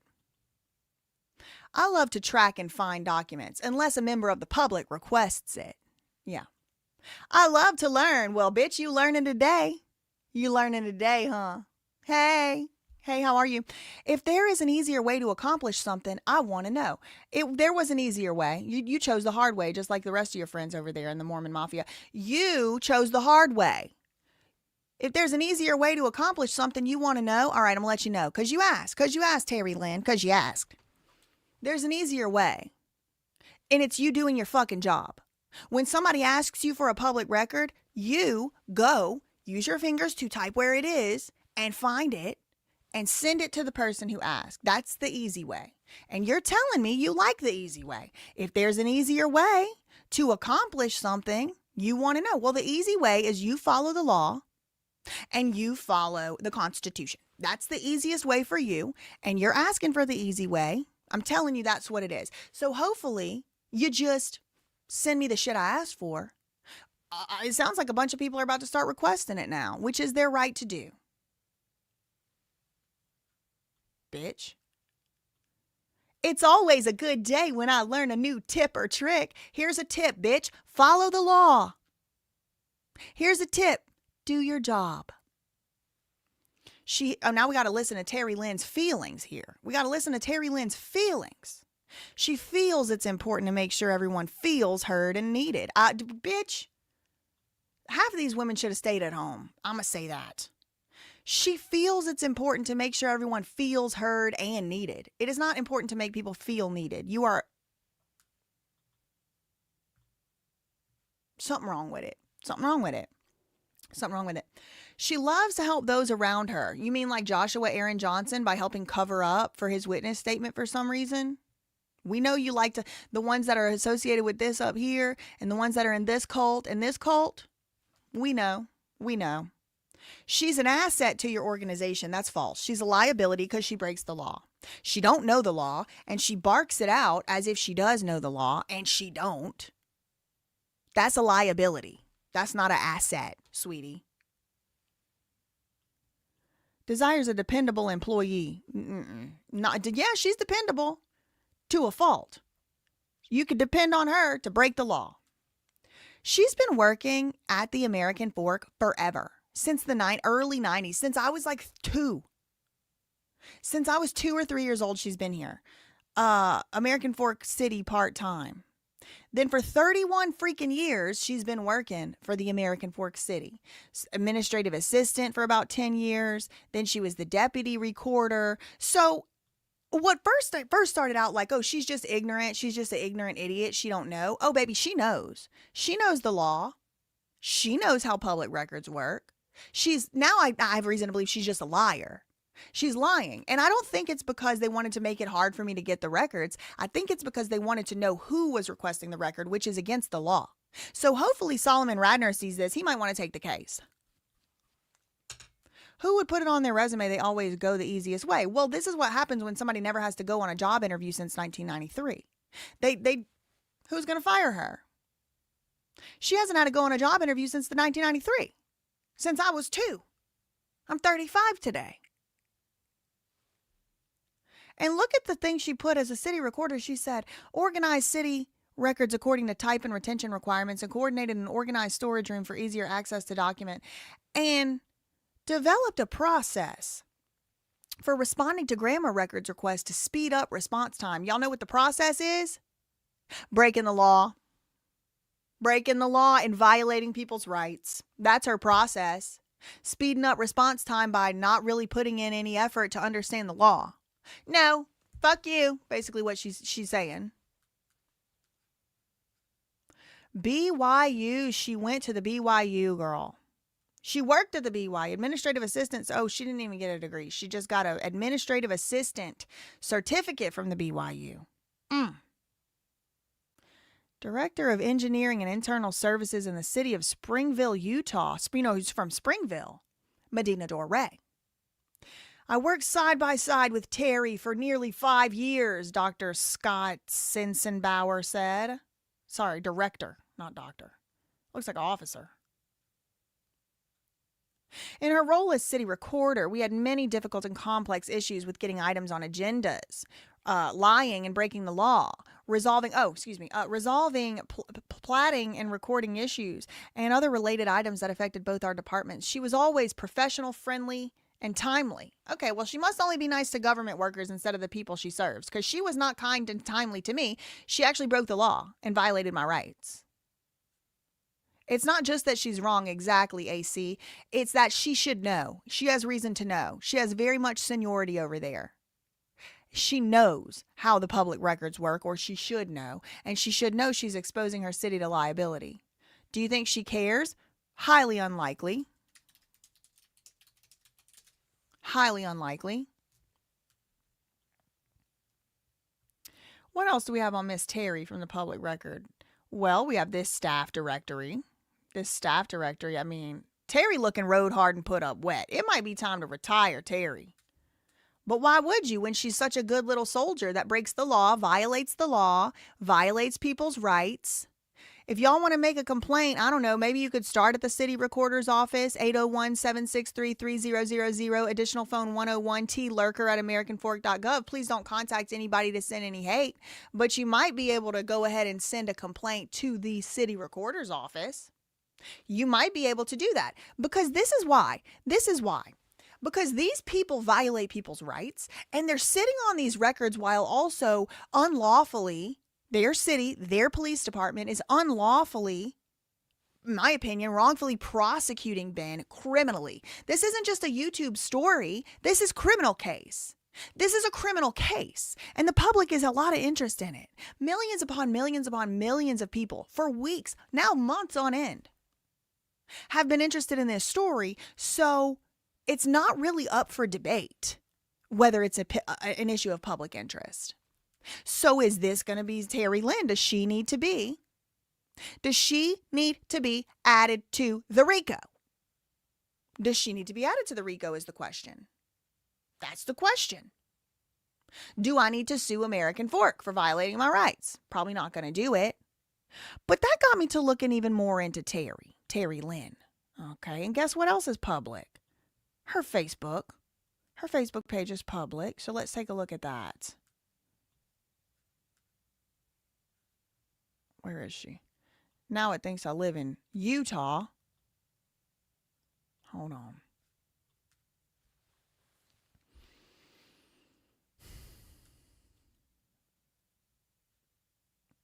Terry Lynn Lurker. Terry Lynn Lurker. Terry Lynn. Terry Lynn. You see this globe right here? That means public. That means public. And this is like, I don't know, maybe like some old, like, you know, ailing family member. That sucks and all that. But it just brings it back right around. Like, they will be so quick to tell us things like, you shouldn't look into the public servant and go on her public Facebook. That's harassing. That's so mean. You shouldn't say anything about the old potato laying in the bed and she's looking sad. Like, definitely the human part of me, definitely is like, oh, that's sad. But then the logical part of me, the computer part of me, is like, well, do they give a flying rat's ass about Brian Mansell's daddy and his Legos? No. In fact, and indeed, that Captain Crunch in the store screamed, we don't care about your problems. So why is it that when we start doing what we're allowed to do, it's harassment, it's going too far, but these public servants can violate our rights, criminally prosecute people for no reason, show discrimination against people, violate the 14th Amendment, and not give a flying rat's ass about anybody else's dying family members, but we supposed to care about theirs. Why?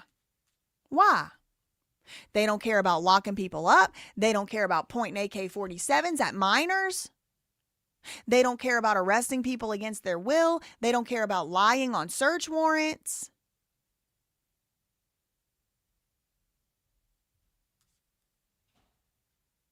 Terry Lynn, 14 family members.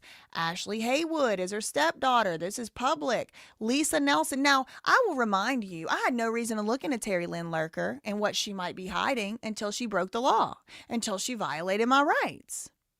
Now she violated my rights. I got to figure out why. Why is Terry Lynn breaking the law? What's she trying to hide? I'm looking on this list of family members for Stowers. I'm looking for a Brimhall at this point.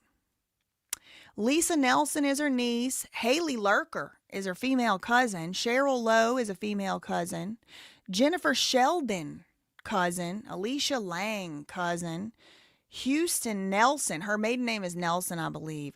Ryan Lurker, her nephew. This is all public. Stephanie Nuttall. Now, if I had other public records to look at that I have a statutory right to, that it is Terry's actual freaking job to have given to me, but she broke the law and she violated my rights, I would be looking at those records right now. But since I don't have those public records that I lawfully, validly requested, we have to look at other public records concerning Terry now. Doesn't that suck?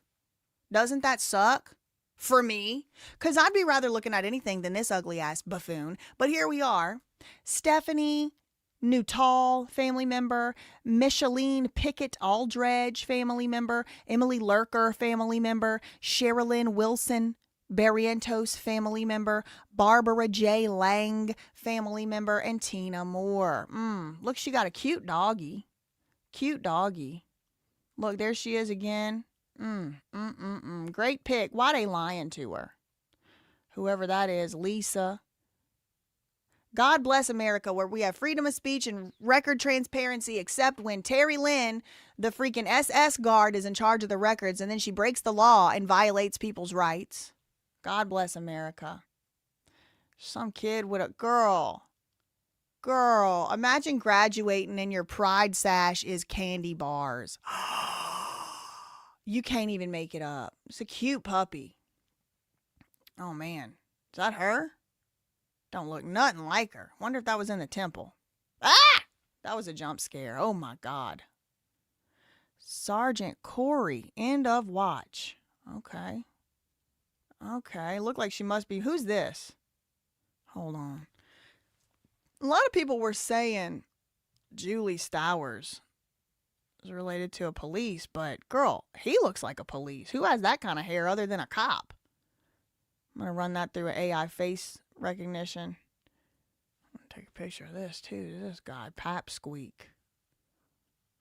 You know, they're going to take all these public posts down. I do just want to let y'all know, it's that globe right there, that's public. That means Terry Lynn has made a decision to make this public.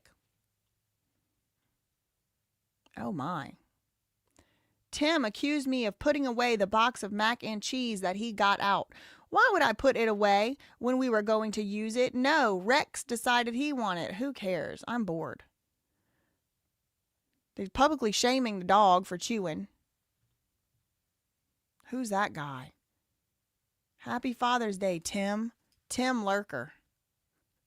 I like his Ford Motor Company shirt from Walmart, unironically. Happy Father's Day, Tim. Welcome home, Tim. We sure missed you. Okay, so he's in the military. Got it. With Tim's return from overseas, I had a welcome home sign printed. I wanted to find a picture of him that had some meaning. Okay, what's the meaning here? Terry Lynn, since you won't send me the public records I asked for, I gotta look into the public records you put out there.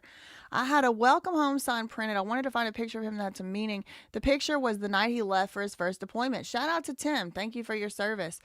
Get your wife in check. This bitch is violating the Constitution you fought so hard for, by the way. Shout out to you. I had no clue what the next 15 months would bring. It was 15 months. It was hard, I bet. Tim returned from what should be his last deployment. 22 years in the National Guard, multiple deployments with the exception of the first one. I've been fairly short. Lots of travel, lots of chocolate brought home. So proud of him and his service. Those of you who know Tim know he is a very hard worker. He is always on the go. Something needs to be done. Get it done. Tim, I got something that needs to be done. Tim, listen. Thank you for your service, guy. Listen. Can you tell your wife to follow the law and do her job that she gets paid tax dollars to do? I heard you were the guy who could get it done. I heard you were the guy that could get it done. Can you tell her to follow the law and do her job? I would really appreciate it. Thank you. He's been home one day and already started working on things that need to be done. I'm telling you, Tim, I think you're the one to do it. I think Tim is the one to help us out here to get this done and get these records sent. I do think it. Why would you put all this public? My God. They're doing a little winter guard competition down there.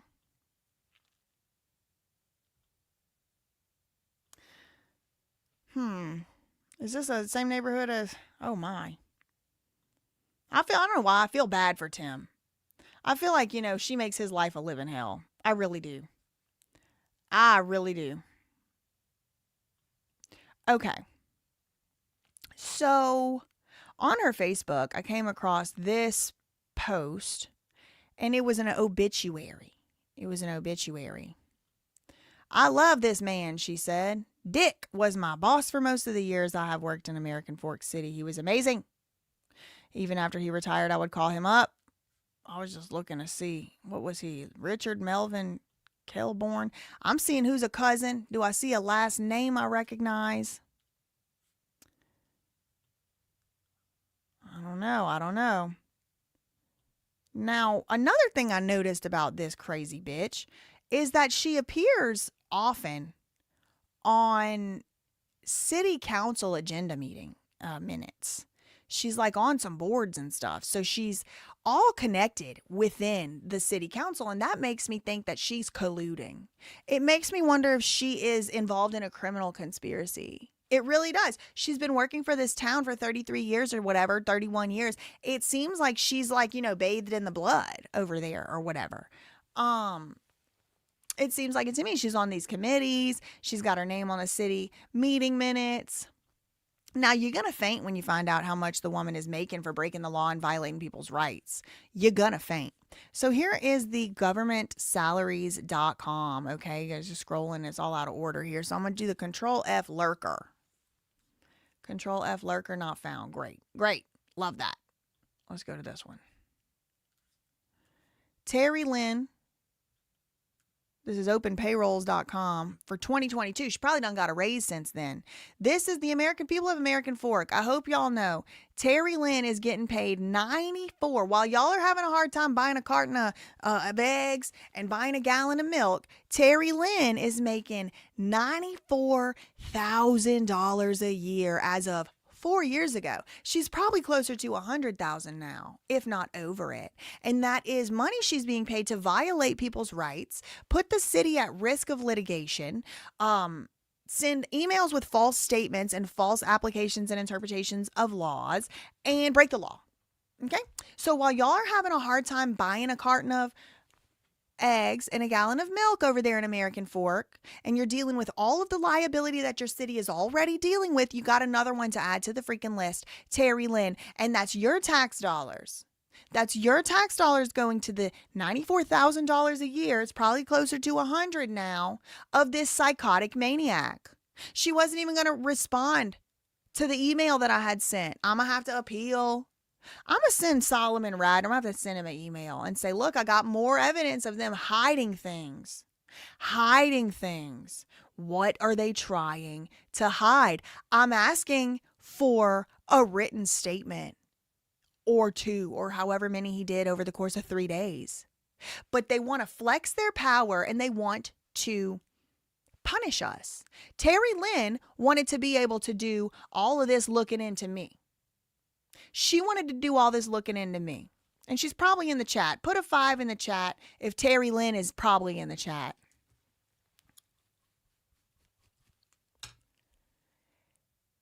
The city council is in charge of the police department, and typically the chief of police shows up to every council meeting to do the department records, but maybe she is the representative. That would put her in a very high up position, wouldn't it? Wouldn't it?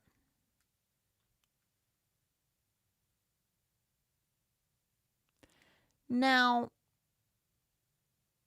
speaking of corruption in the American Fork Police Department, we got a little clip to look at.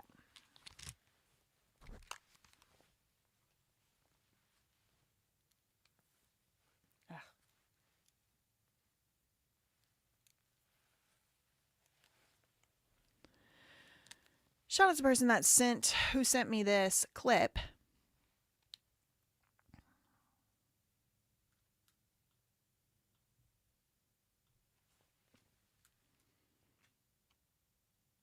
Oh, this isn't even a clip. This is a different thing. Okay, so I don't know if y'all saw this or not, but it is about the American Fork Police Department and how corrupt and horrible they are and how they break laws. This was posted last month, June 1st. This is right as Ben's first 2 videos were really blowing up in the first wave. American Fork cop apologizes to driver after dash cam video goes viral. American Fork police officer was accused of improper traffic stop. Well, that's a pattern over there. That's a pattern in American Fork. Called the driver he pulled over to personally apologize, an outcome so uncommon it surprised even the motorist who had demanded accountability. Detective Bronson Kitchen, I think this is the one who interrogated either Sheldon or Ben, or maybe both. Bronson Kitchen of the American Fork Police Department reached out to Aaron Booker by phone, flanked by a department sergeant, to admit he was wrong on 2 counts.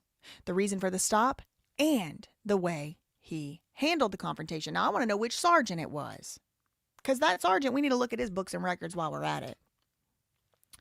The call, recorded and later posted online by the Lackluster channel, has since furthered a conversation about police accountability and has already gained traction across the country. Quote, "I was under the assumption that was an HOV exit-only lane," said lying ass Bronson Kitchen. He said this during the call. "After the fact, I found out that that's incorrect. I want to apologize to you for stopping you there." He didn't stop there. That was not a good sentence construction. "I want to apologize for stopping you there." He didn't stop there. Kitchen also acknowledged that he escalated the encounter unnecessarily after Booker refused to fully lower his window, which is a right that Booker had. So American Fork Police Department has a pattern and practice of violating people's rights first and asking questions later. They do not bother to ascertain whether something is actually lawful or legal. They do not bother to ascertain whether they could be putting their department at risk for liability of getting sued or criminal charges. No. They violate rights first and ask questions later. He said, "I shouldn't have told you I was going to have your window broken by another agency, and I let myself get amped up." No, you got amped up. You don't let yourself shit. You have no self-control, you sick tyrant.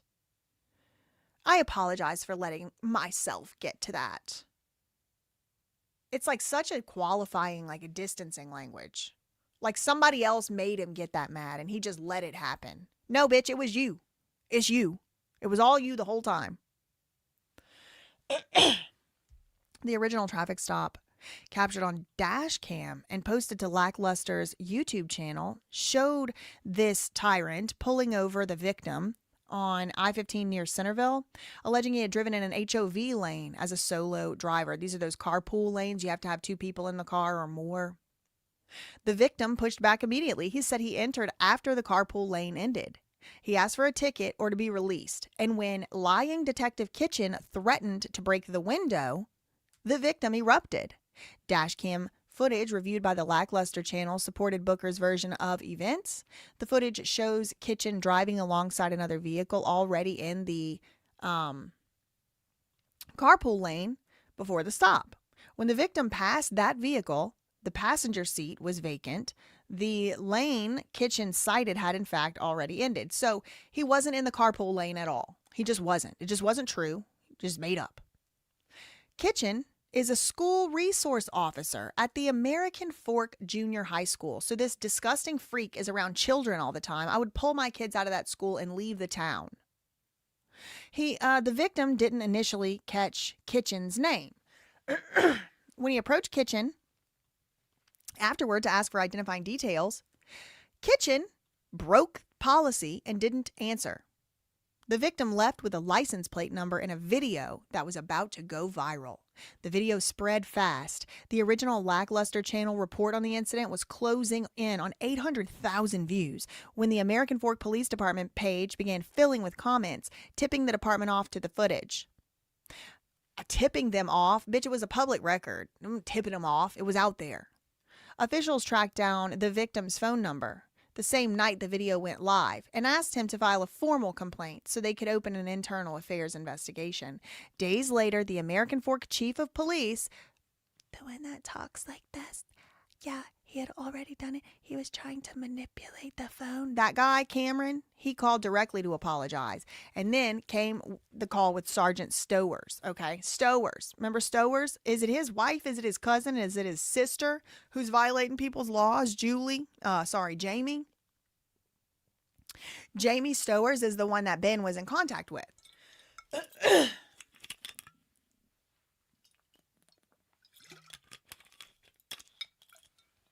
So it's the usual suspects coming back up over and over. And now I guess Jamie Stowers doesn't want to violate people's rights in public anymore. She didn't like the heat she was getting. And so now they got TeriLyn Lurker doing it.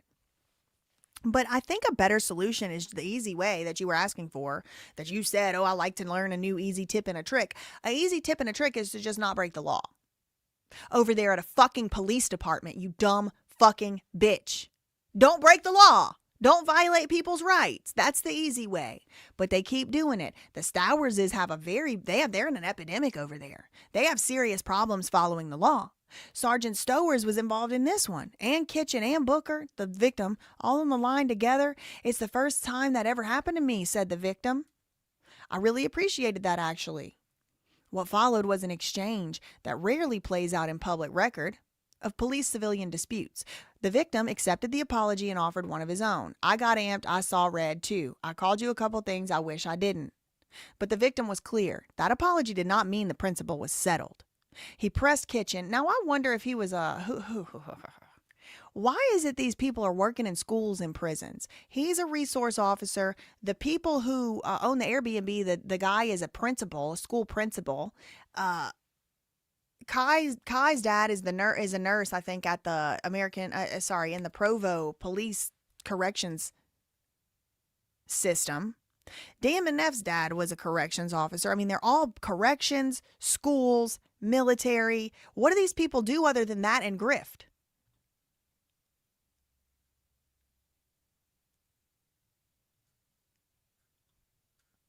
What I care about is accountability, the victim said. And I care about, what I care about is people are doing the right thing when they're in a position that has so much power they can destroy people's lives. The detective said, I agree. I wish our interaction would have gone differently. Well, guess who was in control of that? You. The victim urged the department to use the incident as a training opportunity. I hope you guys take this and use it as a training thing for your department. We just want law enforcement that does their job and upholds the Constitution and respects citizens' rights. That's all we want. Me too. 6 in the chat if you agree. We just want law enforcement. Please, I'm begging, I'm pleading, I'm desperate for one freaking law enforcement unit to do their job, uphold the Constitution, and respect people's rights. That's it. It's very simple. And you promise that you will do it when you start doing this stupid job. Now, that's not the only thing we need to look at as far as people involved in this situation and piss poor training. Okay. This is a video from 3 years ago. Shout out to the person who sent me this. So it was from January 2023. Some agencies in the state are seeing a huge drop in new applicants compared to years before. It's forcing at least one agency to change how they handle the streets. In this edition of Behind the Badge, girl, this was telling.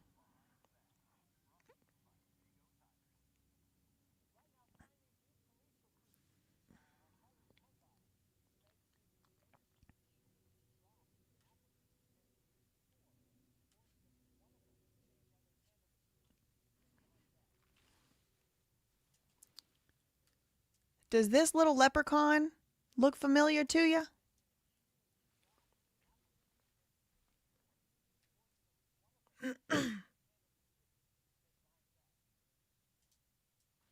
Because he should. He should look very familiar. This little tyke, this little one that shops at Baby Gap, this little one wearing the size 6 men's shoes. Yeah, him. Oh, y'all can't hear it. I think it turns off sometimes. Like, it's on, and then I think it's the thing switches off, which is really, really annoying. They didn't say anything much. I'll rewind it. Behind the Badge, brought to you by Big O Tires. Right now, finding new police recruits in Utah are harder to come by. Some agencies in the state are seeing a huge drop in new applicants compared to years before, and forcing at least one of them to change how they handle the streets. In today's Behind the Badge.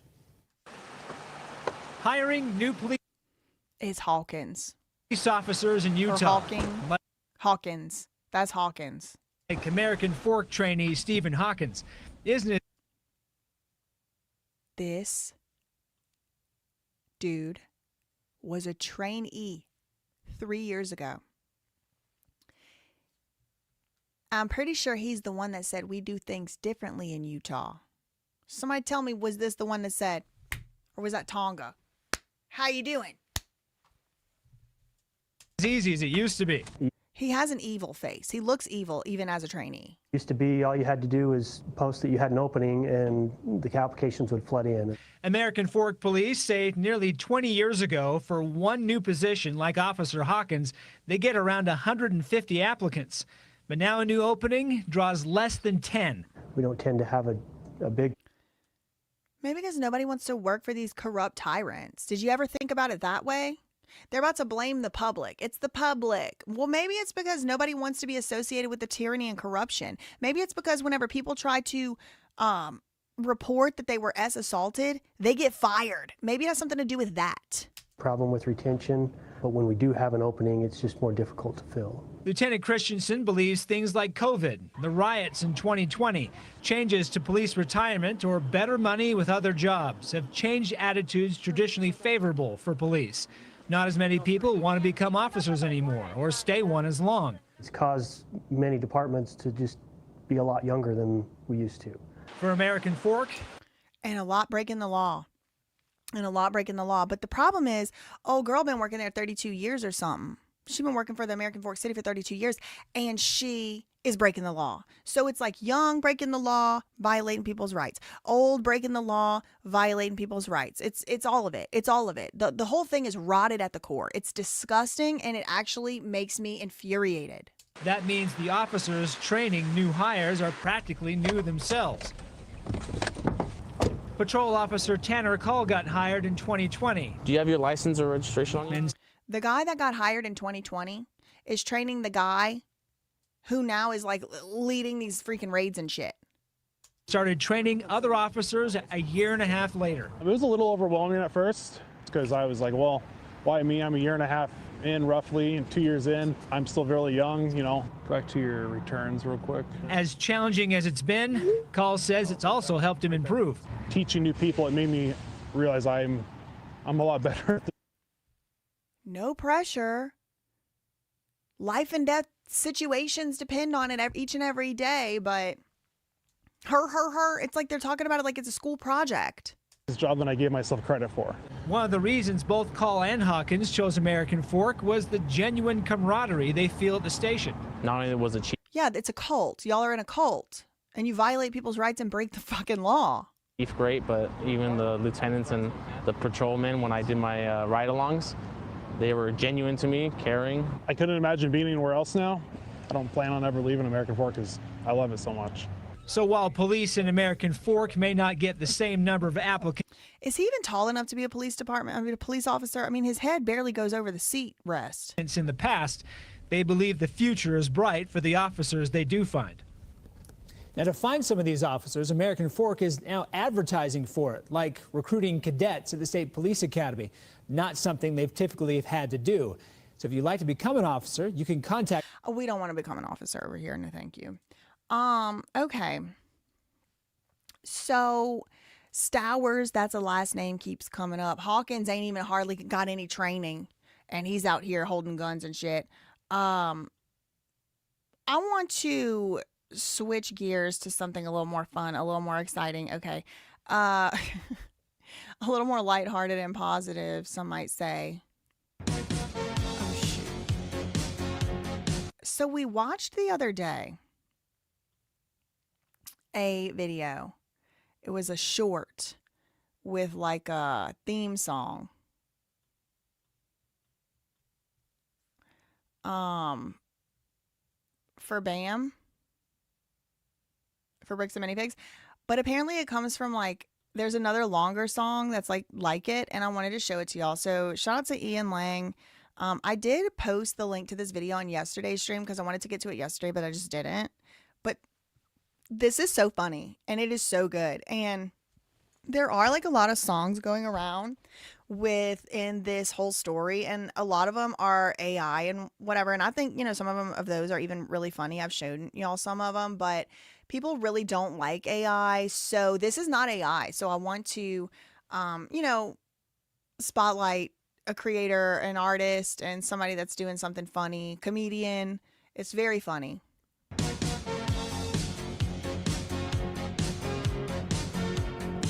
Remember him? Put a 7 in the chat. Remember him?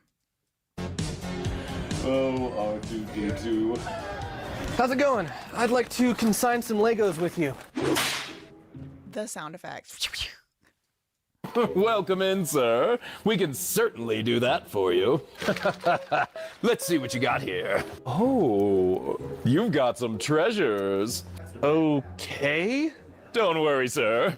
We'll get you the best price for your Legos. I promise. But I haven't signed anything. Goodbye! More free product from a sucker. He's about to start singing. There's a theme song coming. Wait. I am a liar. Mess with me, you're gonna get fired. Don't you see the stash? I don't know how he's gonna fire someone. That's the one thing I'm like, who's getting fired? Steal your stuff and you'll never get paid. Heaven knows it. I love the little reckless Ben minifig coming up to be the background singer. The stash will steal your stuff and you'll never get paid. Oh my god, I'm just realizing what it's saying. We steal from old people. That's what it said. We steal from old people. Don't you see the stash will steal your stuff and you'll never get paid. Heaven knows it. I want those profit margins to be high, so we'll back a U-Haul that I'll say did not exist.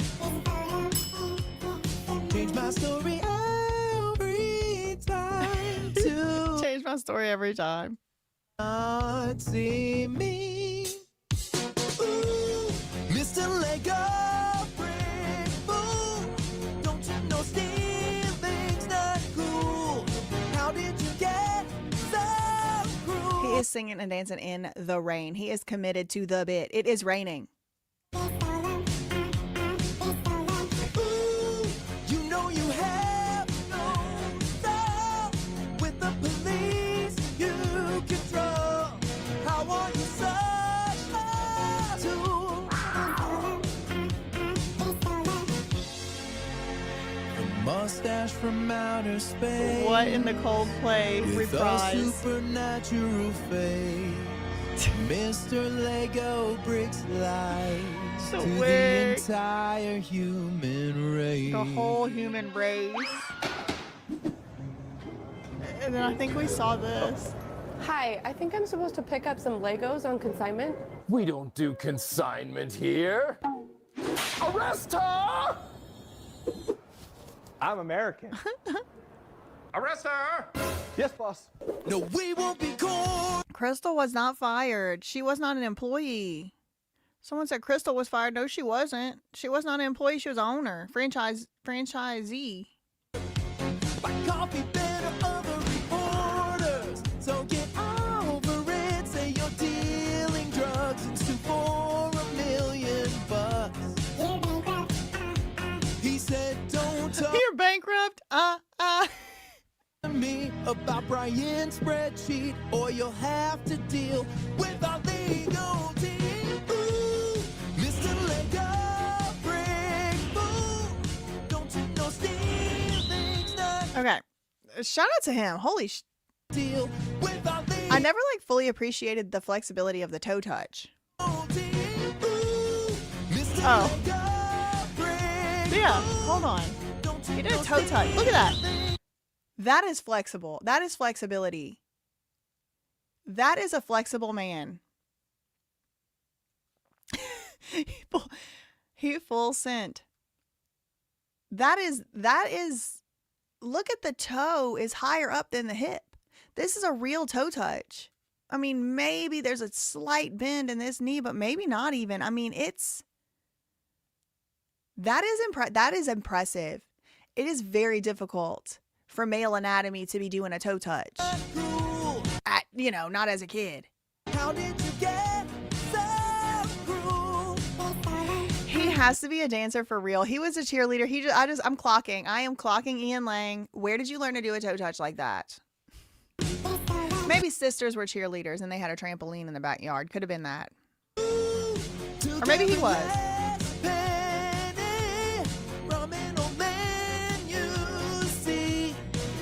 Yeah. Very talented. 18,000 views on this one. I would say, here, I'll put the video. This is like a longer version of the one we already saw the other day. The mustache gave him the high kick power.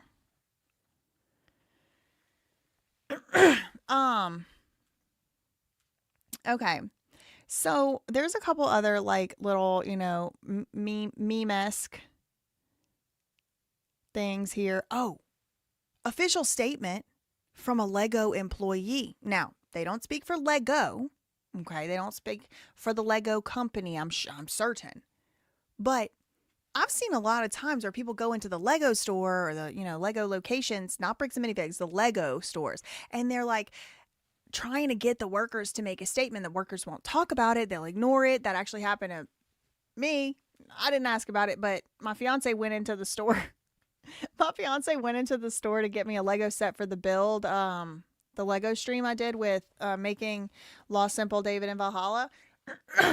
And he kind of like, my fiance kind of tried to ask him like about Bricks and Minifigs, and they just like didn't. They just basically didn't say anything. Like they just didn't respond at all. Like they didn't say, we can't say anything. Like they said nothing. And so. Do you guys work with Bricks and Minifigs? There's now, I came across this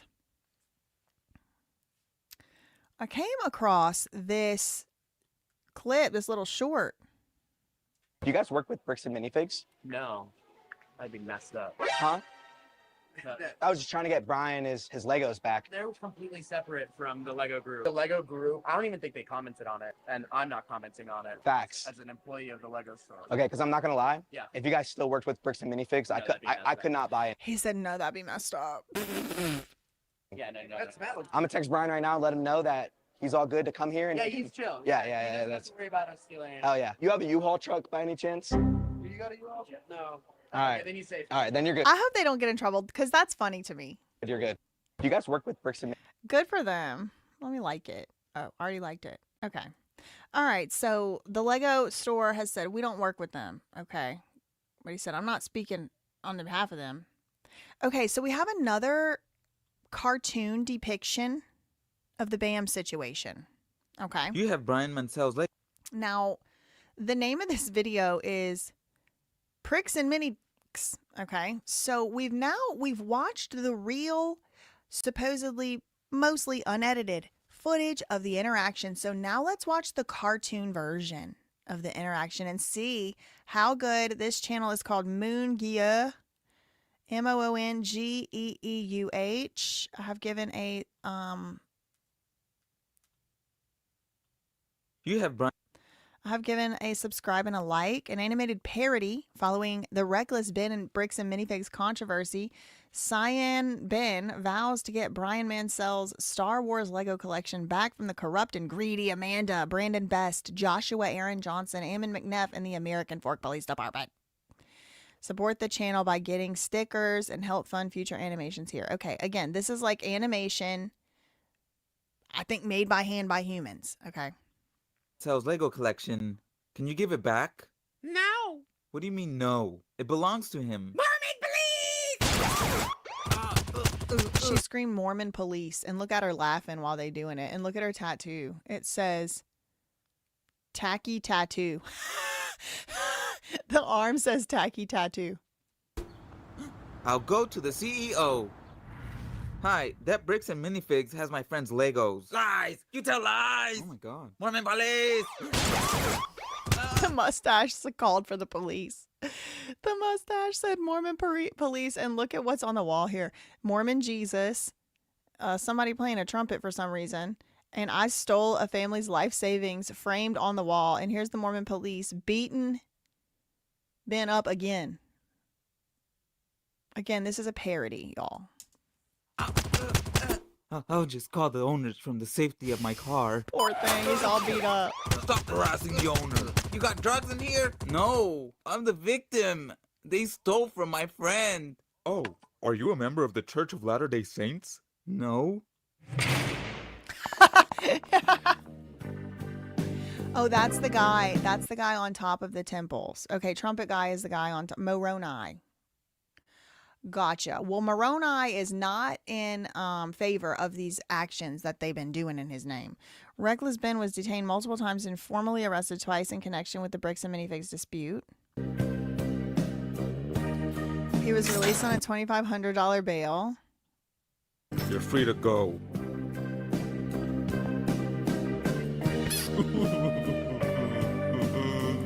freed the non-Mormon? Yes, Your Honor. Find him. Wait, hold on. I gotta show y'all what Roger Griffin looks like.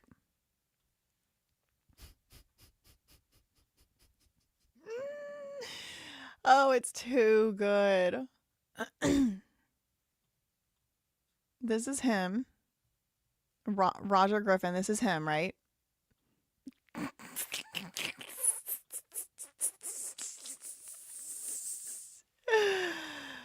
Oh my God. Wow. Wow.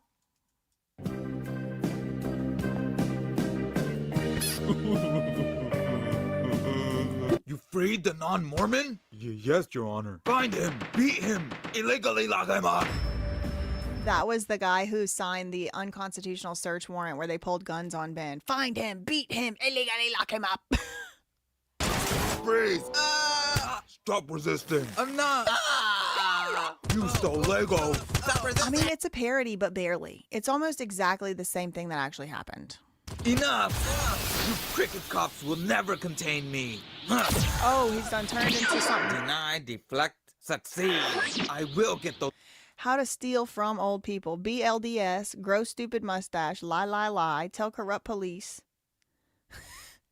Call Lieutenant Quinn Adamson, Judge Roger Griffin, Ossifers We Can Trust, Medina Dore, Cole Richardson, Stephen Hawkins, Luke Sumbat, Samuel Canizales, maybe it's Gonzalez, Spencer Tonga, Caden Benson, Colton Fraughton, and C. Jennings. What about Adamson? Where's he? Definitely oh, he's up here. He's up here. And what's his name? Cameron, the main guy, right? Okay. Oh my gosh. Ben has now changed hair colors. He's all buff. He's got his arm back. What's going to happen? Resisting. Enough! You cricket cops will never contain me. Deny, Look at Josh's teeth. That's Brandon Best. That's Josh. Oh my God.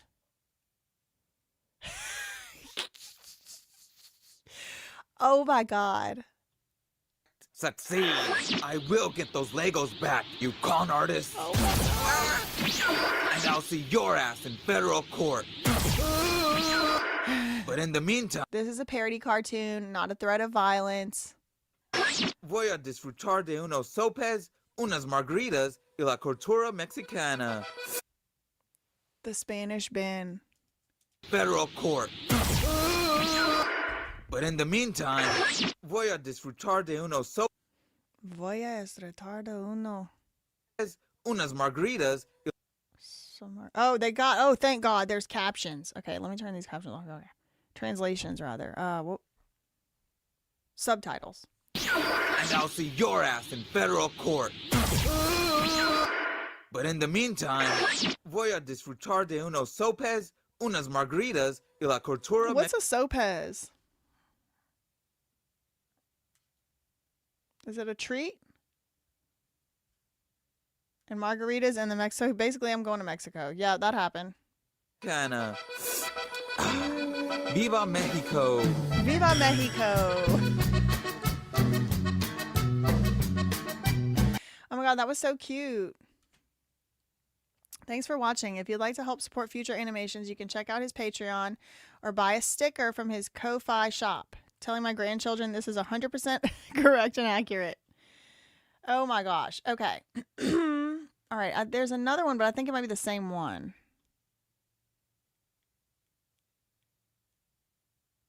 Yeah. I think it was the same one. You have Brian Mansell's Lego collection. The Spanish was very funny. Oh, it's there's stuff with meat. I see. Okay, cool. Well, I wanted to, and round it off on that. I have some more things to talk about. I've been kind of holding off some of these topics. I do want to eventually make my way back around to that iced coffee podcast. I noticed some other stuff that I wanted to share with y'all and talk to y'all about. I have some information, albeit very little information, on Brandon Best. I found Medina Dore's divorce papers. Larry Schmidt, Registered Agents Inc., Art and Barbara McComber, and family history into them. So comment on this video or comment on, somewhere, and let me know which of those topics you think you'd want to hear about next. Again, that's Brandon Best. Circling back around to the Iced Coffee podcast. Those are the first two. Third, Medina Dore Divorce Papers. Fourth, Larry Schmidt, Registered Agents Inc. And then fifth or sixth, I don't know, I lost count. I forgot what I said. Art and Barbara McComber. Okay, so y'all let me know which one of those topics you would be interested in next, with the caveat that I really don't have that much on Brandon Best. I found his, I'm not going to say what it was because I don't want him going to delete stuff. But I did, try my very best to back it up and take pictures and all that anyway. But yeah, so all this is public. Obviously, all of this is public. Please don't send any hate to anybody mentioned. Thanks so much to GRB Chaser. Detective Nicosia gets a call from Josh Johnson while letting kids go. Who wants an update on how? 1:45. Detective Nicosia gets a call from Josh Johnson while letting kids go. Who wants an update on how arresting Reckless Ben is going? Pause to see. Which are you talking about? The civil rights lawyer? I don't know which video you're talking about necessarily. I'll take a look at that one and go there and see. 1 hour, 45-minute mark.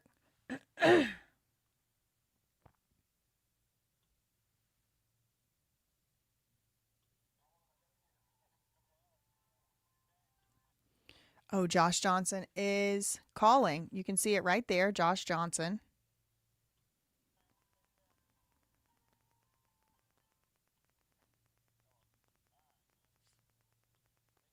Oh, that was it. What?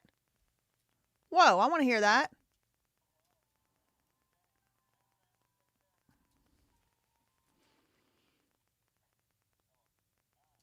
Oh, 5 minutes just cut out. Did he turn his body camera off? Huh. Very interesting. Oh, was I not even sharing it? Here. Now I can't tell. It wasn't like on the screen that y'all can see. Okay, let me just show y'all again in case you didn't see that. Sorry. Right. So it's 1 hour, 44 minutes, 57 seconds into the civil rights lawyer's most recent video, this part 5. And it's Sheldon leaving the station, and the cop is getting a call. Couple hours. Yeah. Okay. And as you can see, it's clearly Josh Johnson, whose number is saved. Oh, Jensen. That's very interesting. It says Jensen. Jensen.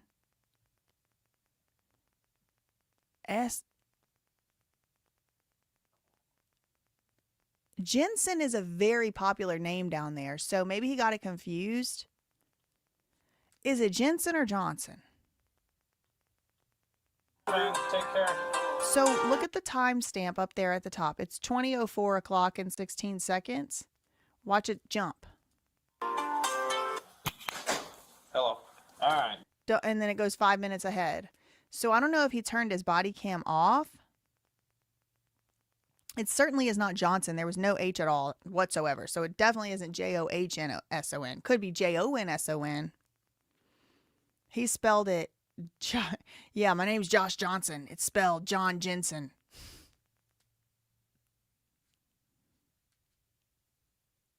Very interesting. It said Jensen. Thank you to GRB Chaser for letting me know about that. Thank you, Andrea, for the $2 super chat. I don't have LinkedIn.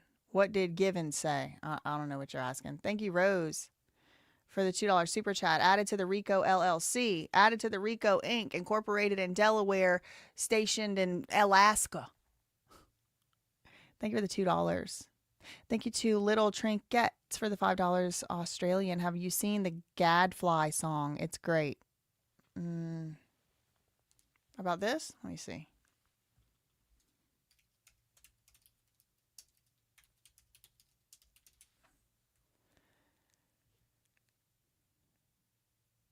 Suck my brick. Girl, I don't know if I could listen to that one. I might have to take a listen before.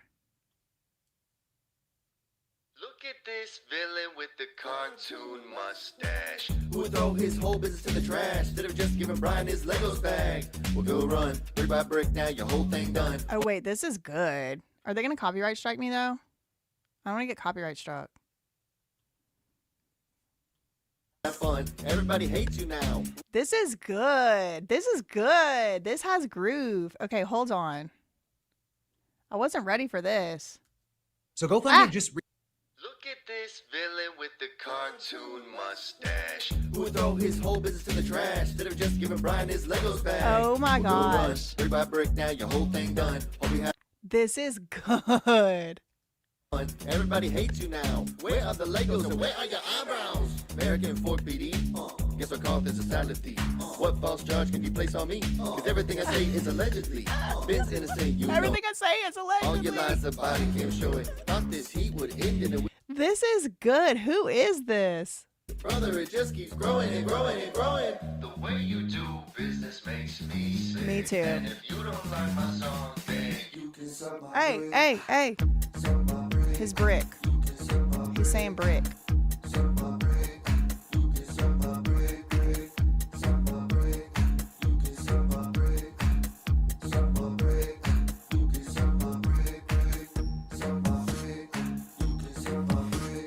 I think Ben would like this song. Well, Johnson.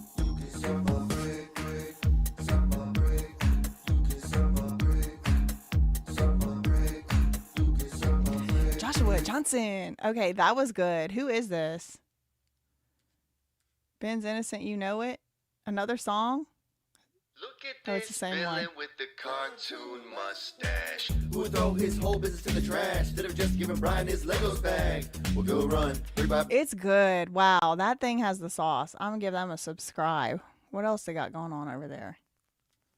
Johnny Depp, I did not follow, so I don't think it would be... Okay, this is the villain with extended the cut? cartoon Or did we already watch the whole thing? who would throw his whole business to the trash instead of just giving Brian his Let's go here. You don't like my song, then you can suck my brick. That is too much. Oh, the scratch. Oh, no. Oh, no. He's pointing the arrow at everybody who could suck the brick.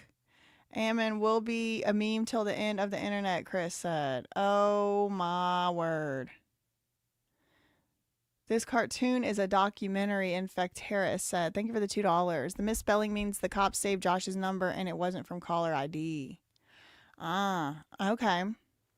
Thank you, Gregory, for the $5 and for letting me know.